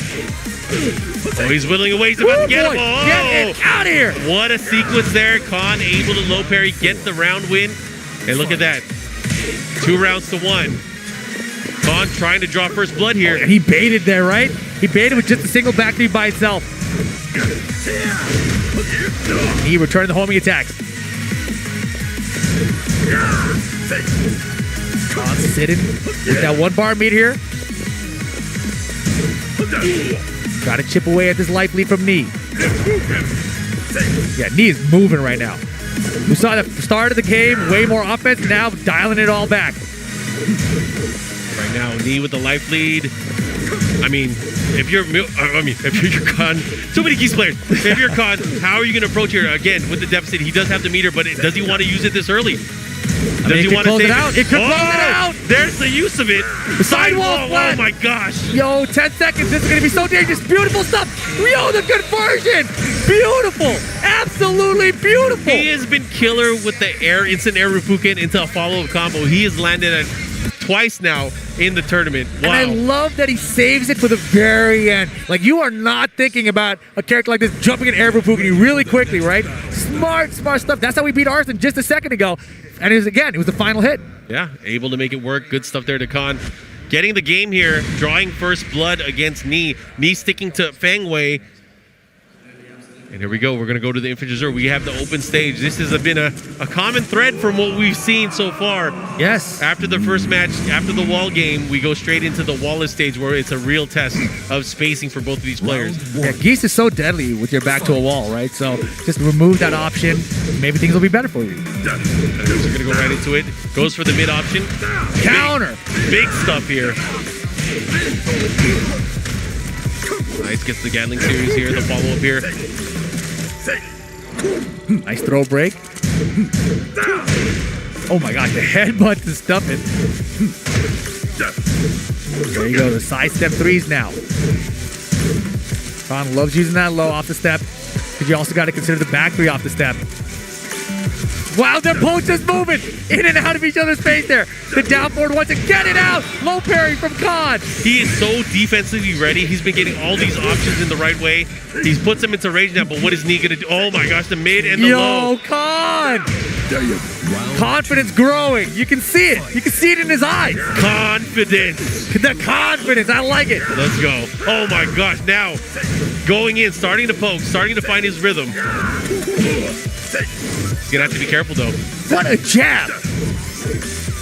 He's challenging. Oh, I love it. The second hit this time, finally landing. Punch, follow up. What's he going to do? Goes for the down two. Right now, it feels like Nee has lost Khan's timing. Nice combo. Able to get the mini float. Oh, whoa. You're baiting the big stuff there. Yeah, I mean, honestly, though, Khan's counters have been pretty terrible. Like, I think he's hit like 1 out of 20 or something. Yeah. Here's a follow-up. He's going to put himself into a good position. Goes for the mix-up sidestep attack. He got caught! He got caught! And he's looking so dejected right now. He can't believe he let that happen to himself. He threw it away. Such a lead, yeah. Such a lead. Just chill. 14 seconds. Round 3. Anyways, tied up on rounds here. Nee starting to really show up. There's the mid option. Goes for the noggin. Look at this. This pressure up close. Fighting so close to each other. They're really changing the trajectory. A lot of it was mid-range. But now, Nee dashing in, trying to force a reaction out of Khan. But in combination with that reverse Kempo, that just got real scary. Yeah, and real quick. The down forward threes from Nee have been a great adaptation. In this set, one of the things is that Khan has changed. Instead of letting Nee just control pace with single jab, he's ducking and punishing while standing 4. That time the down 3 there, right? So to stop him from ducking those high jabs, Nee's throwing out a lot more mids with that down 4-3 to really make him pay for it. Full meter for Khan here, way behind on life though, and time beginning to wind down. I mean, how often do you see Geese locked in with 3 full meters? It's very rare that we get to see that. Nice follow-up there. 3-3 down forward 1 into the follow-up combo. Nee, 2 rounds to 1, looking to tie things up game-wise. The confidence is slipping. Oh no, but when you have that meter, you have to have the confidence. Oh, Whoa, let's keep doing it. Let's go. Oh my gosh. He looked at ours and like, yo, Bigelow's working this guy. Down back 4. That was big. That was huge. See what he does here. What's the follow-up? Goes for the mid options there. Try to hit him with the homing attack. About even on life. Again, Nee staying up close. This time starting to block those lows. The blocks are crazy right now. I think he's trying to force him to do a counter attack, and then I think what Khan wants is that standing 2 punish. Yeah, and Nee knows that there's that full meter there. He's waiting for that back D2 for the counter. Oh, what a block. He gets the wall standing 1-2. Wow, no counter from Nee. Nice, he gets rid of it early. He wants to build more of that meter. Doesn't want to be stuck. He needs to spend the meter, though. He's going to lose the game. Oh, there's 10 seconds left. Try to bait it back, tempo. 8 seconds. Run in and go do it. Run in and go do it.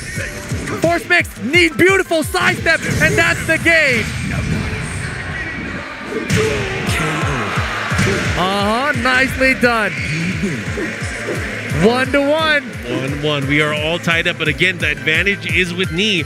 Nee has 1 set over Khan right now. Khan coming from the loser's bracket. As we mentioned before, double elimination, you have to win 2 sets if you are in this grand finals position. Tall order, but again, he drew first blood. He can do it. That was very, very close. It came down to that round. And he goes to Dragon's Nest, I believe. That's a smart option there. You want to be able to have the wall. He already knows he has the ability to pressure against Nee. Push him towards the wall. Force that pressure mix-up. But I feel like offensively, Nee has started waking up. He has started showing a little bit more of his repertoire. He's a very defensively sound player, right? Nee is one of the best. But his offense can get crazy. His offense can get crazy if he wants to do it. Yeah, it's similar to what we've seen from Shadow in this past year, right? Where we've known him as a very defensive player, adding more offense to it. It really catches the opponents off guard. Like, oh my gosh, I thought this guy was just going to block me, backdash on me, move on me. Instead, he's hitting buttons. It's very confusing for the opponent when that happens all of a sudden. Oh yeah, he's making it crazy. He's making it work. All right, here come the jabs. And again, go for these down for 3s. And Khan now, he's already adapted back to it. And there's the punch counter from Nee. And here we go. Combo conversion. Not going to reach the wall. It's just going to be a little bit short. Oh my gosh. He's pushing it at the wall. Oh, he keeps him there. He has counter hit. Big stuff. I love what I'm seeing here from Nee. The rage mode. He hasn't used down back 3 that much, even at all in this set so far. But now he's starting to make it work. Reverse Kempo. Just when you thought I was going in, I'm going out. Wow, right when knee duck hit the back knee, but it was off axis because the knee sidestep before that. And look at the down T's. A lot of low pokes with Khan, mixing up the different speed lows so that knee can't find the low parry against it. Yeah, and this is the scary thing too, is Khan is starting to resort with using these low attacks to really try to open up knee. Eventually, knee's gonna catch wind. He's gonna adjust. For sure. I hope Khan readjusts just in time. Here we go. Nice backdashes here from, oh my god. Single jab On a counter. jab. Big risk, but it paid off. And look at it, he adjusted combo, recognizing it was going to be a side splat. That's next level awareness from knee. I mean, he likes this game. He plays it, I think. I didn't recognize it at all there. I was like, whoa, he knew. He was ready. 13 seconds, knee with the small life lead. Khan has not been good in time management situations. Now's the time, Khan. Oh, what a whip punish. Again, the story of the matchup. We've seen reverse Kempo. And reverse this too, and you hold these punches. That's my round. This is big. This momentum shift can put knee into a good position to win the entire thing. Get it out of here. Low parry from knee. Okay, has the wall here. Mixed up into the shoulder. Oh I don't my think god. so. This is Oh 1 my for 30? god. I don't know. The counters have not worked out for Khan. They don't work anymore. Uh-oh, knee is going in. Put the counter in. You want to hit some buttons? This is big. He has meter as well. What's the mix? Oh, the jump in. He the might be big dead. jump in. He might be dead. He might be dead. Re-splat combo. Range guard after. Here we go. Is it enough damage, Mark? Is it enough? I can't tell. I don't know. It's going to be close. It's enough. You thought you had me. You thought you had the lead. You ain't got nothing yet. Another round. You never had him like you never had your car. Oh my god. Give me the slips. That was such a sick comeback. That was such a sick comeback. And there's the down 4-3 making its return. Beautiful from Neek. It's like, all right, you got it round. You stole it, Thief Howard. No, my god. Not again. Boy. Not again. At least he's not enraged this time, right? But he has meter. That's the thing. He has the wall position. We already saw. The counter. The wall. The wall's going to save him here. Forward two. He has not used up forward two the entire set. Then finally he pulls it out. Knee 1 game away from being a Tekken 7 Evo champion. What? That game was insane. Oh my gosh. We're all losing it out here. People want to see Knee win this tournament, get his first Tekken 7 Evo victory here in Vegas. But Khan fighting back so valiantly so far. I'm shaking my head. This is crazy. Are they running back same stage? Yes, they are. Oh no, he wants to switch. He wants to switch. Okay. Confidence versus necessity. What is going to come out on top between these two? These guys are so evenly matched. Yeah. Knee already changing. He is adapting on the fly. There is so much going on. It's insane. The crowd is, of course, getting hyped up. We are going to switch the stages here, which could potentially be the final game. The crowd is going nuts. They think it's a double perfect with just the same move over and over again. They don't care. They know it's a like, button this is check. awesome. Get the triple. Let's go triple. Yeah, I don't think that's going to happen. No. I would have hell hit him, though. I wouldn't let him to do that to me. Yep, I would have jabbed. Like, what are you doing? No. All right. The crowd, of course, super hyped. In the arena, we have guest commentators doing the house mic. Yes. We have Sam Ding, we have Spag, and we have Tasty Steve, of course, our friends. Of course. And it's super, super awesome. But again, stage change, we are going to get into the next game. Are you ready for this? You ready for this? Yeah? No. You got to think about it? I'm not sure. We don't want this to end. Can we go back to round 1? It's 2-1. Let's get a reset. I want to see a reset. I want to see Khan make those adjustments. He's sticking with Geese. Because of this, he is stuck with Geese for the entire opening set. But he hasn't used another character, right? We expect this the whole way through. But here we go, guys. Knee, if he wins this game, will be an Evo Vegas champion. I got to say one thing, though. If there was ever any doubt that Feng Wei was a good character, let that all be pushed aside. They don't know the way. Amazing. If you thought that, you don't know the way. Feng's been good for so long. He didn't even need to change it. All right, follow up here. Wait, starting that big block to follow up. Giving his breakable wall. Oh, what? He missed the shoulder. He missed the second button. But the back tempo steps there to cover him. He's like, don't worry, I still got this button. Nice throw break here. Again, the rage. Again! Hey. 2 more rounds, and we're going to have an Evo champion. People want to see it.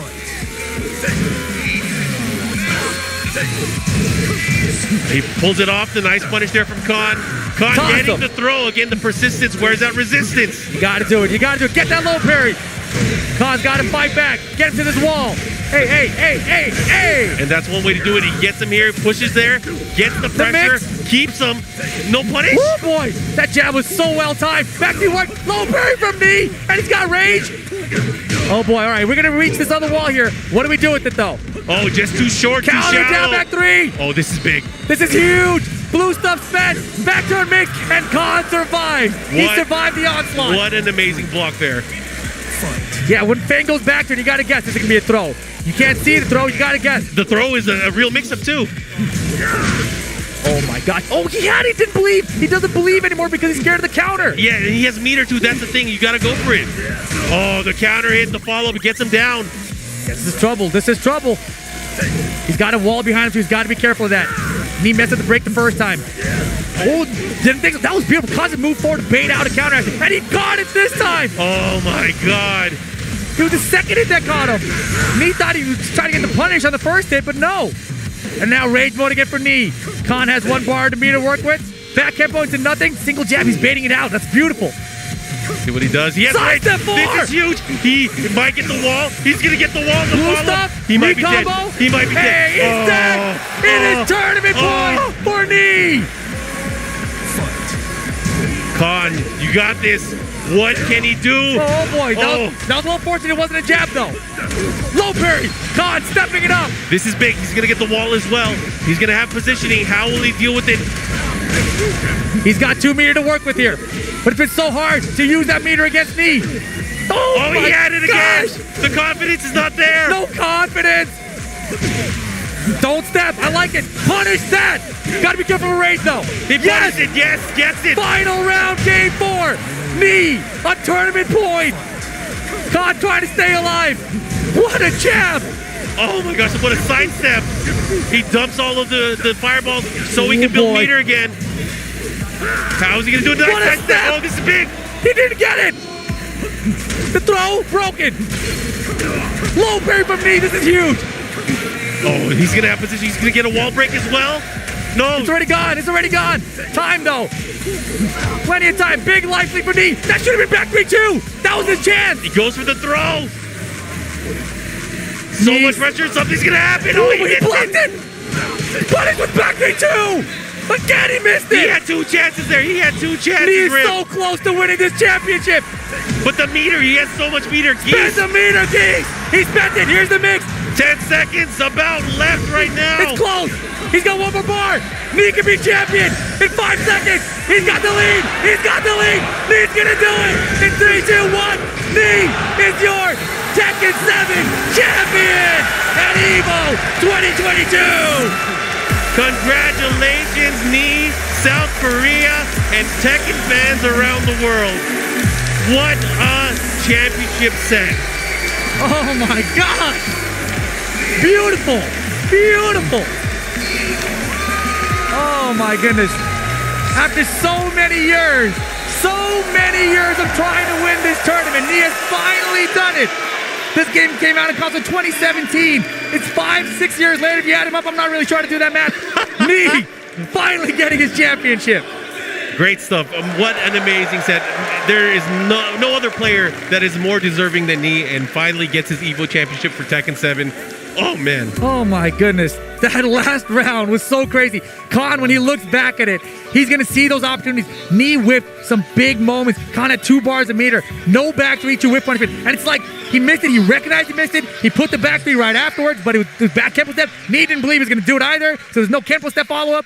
It was just such a scramble, but Nee held on, and he made the right decisions when time was running out, and that was one of Khan's weaknesses, right? Time management skills. He just couldn't close it out. And again, the confidence. We talked about it. Yes. He had so many big hits, but did not commit to, and he had meter. He had so much meter, but again, it came down to time, and he had to force the pressure, but Nee, too solid at the very end, ended up winning everything. Amazing, amazing. Let's see some of the action that we just saw, but again, I gotta say, this set between these 2 players really showed the potential not only of their characters, but of how good the world is. Oh my goodness, and this was the end here. Time was winding down. He couldn't do nothing. 1 second, had to just throw out a rage on hope Knee had hit a button to close it out. It's a high unblockable. Knee ducks it, gets the punish, and that was that. Knee. Evo 2022 Tekken 7 champion. Great stuff, man. Rip, I had such an amazing time here sharing Tekken 7 with all of you. Over 130,000 people watching on Twitch alone. Wow. Who knows how many hundreds of thousands of people have been watching all over the place. I know there's been a ton of people co-streaming and restreaming the event. Of course. But thank you so much for sharing some of your time with our community and sharing your time with the game that we love. Rip. Exactly. And I hope you guys enjoyed it as much as we did. Tekken 7 has been part of our lives for so long. I think we're going to get another year of it, Mark. One more year of this. Arslan Ash, Knee, the run back, Evo Champ versus Evo Champ. Anytime we can have more Tekken, I am down. Whether it's Tekken 1, Tekken 2, Tekken 3, Tekken 4. Give me more Tekken. I don't care. Yes. I'm happy. Exactly. And we are going to crown some champions. I know. I can't wait to see the smile on Knee's face as we award him the trophy that has evaded him for quite some time now. But it's just, again, an amazing way to set off the weekend for the game that we love. Exactly, man. But I do believe that we're going to throw it down on the stage for the award ceremony now. I believe they're starting it right now. So thank you guys for joining us. Let's go down to the awards. Over 1,200 fighters entered EVO 2022 in search of the illustrious EVO champion title. We entered this arena with 8, and now it is time to award our winners. In 7th place, from Korea, Rangju!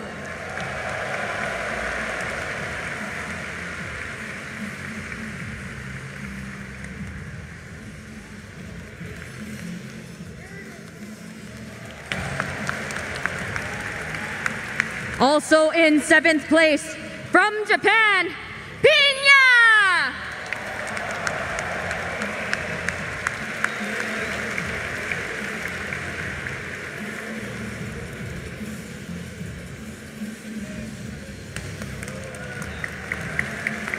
In 5th place, from Korea, Ma-il!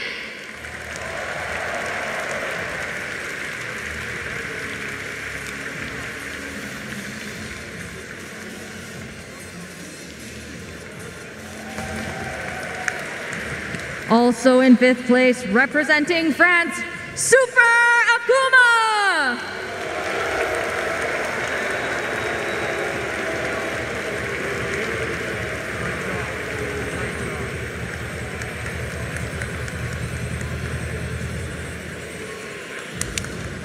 Slow down a little. Slow down a little. In 4th place, from Korea, John Ding! Congratulations. Great job. Great job. Watch your glasses. Come on, here we go. Here we go. And for top 3, in 3rd place, from Pakistan, Arslan Ash!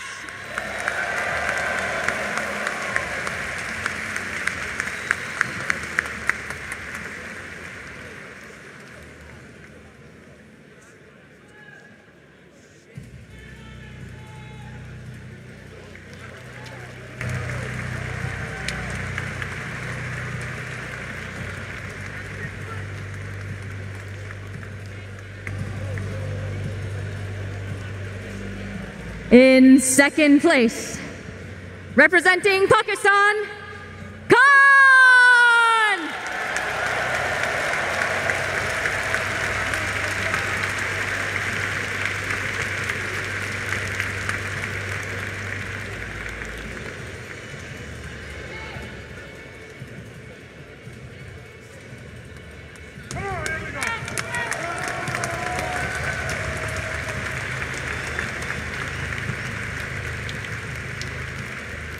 And now, your EVO 2022 Tekken 7 champion.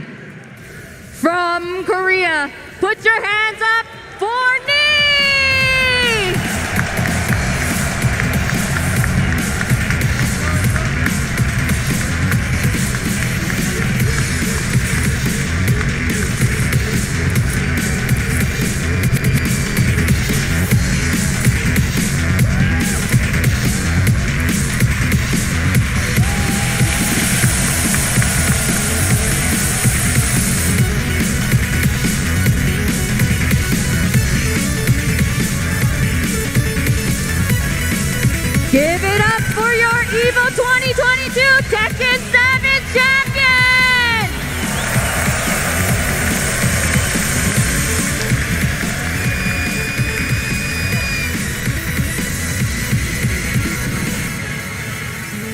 And everybody, you have to give all of the top 8 their flowers. Put your hands together for the Tekken 7 top 8.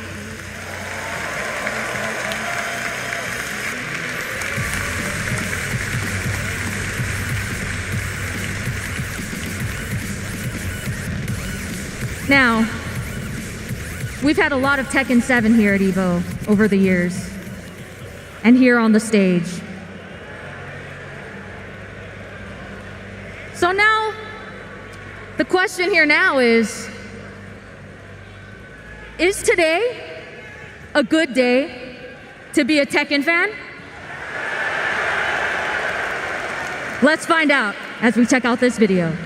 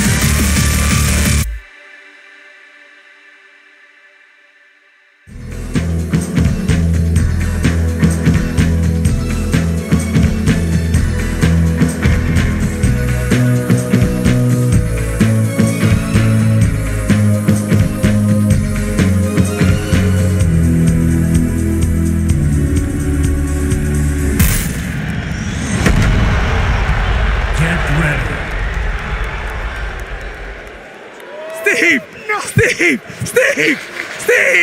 Let's go! Let's go! Oh my God! It's a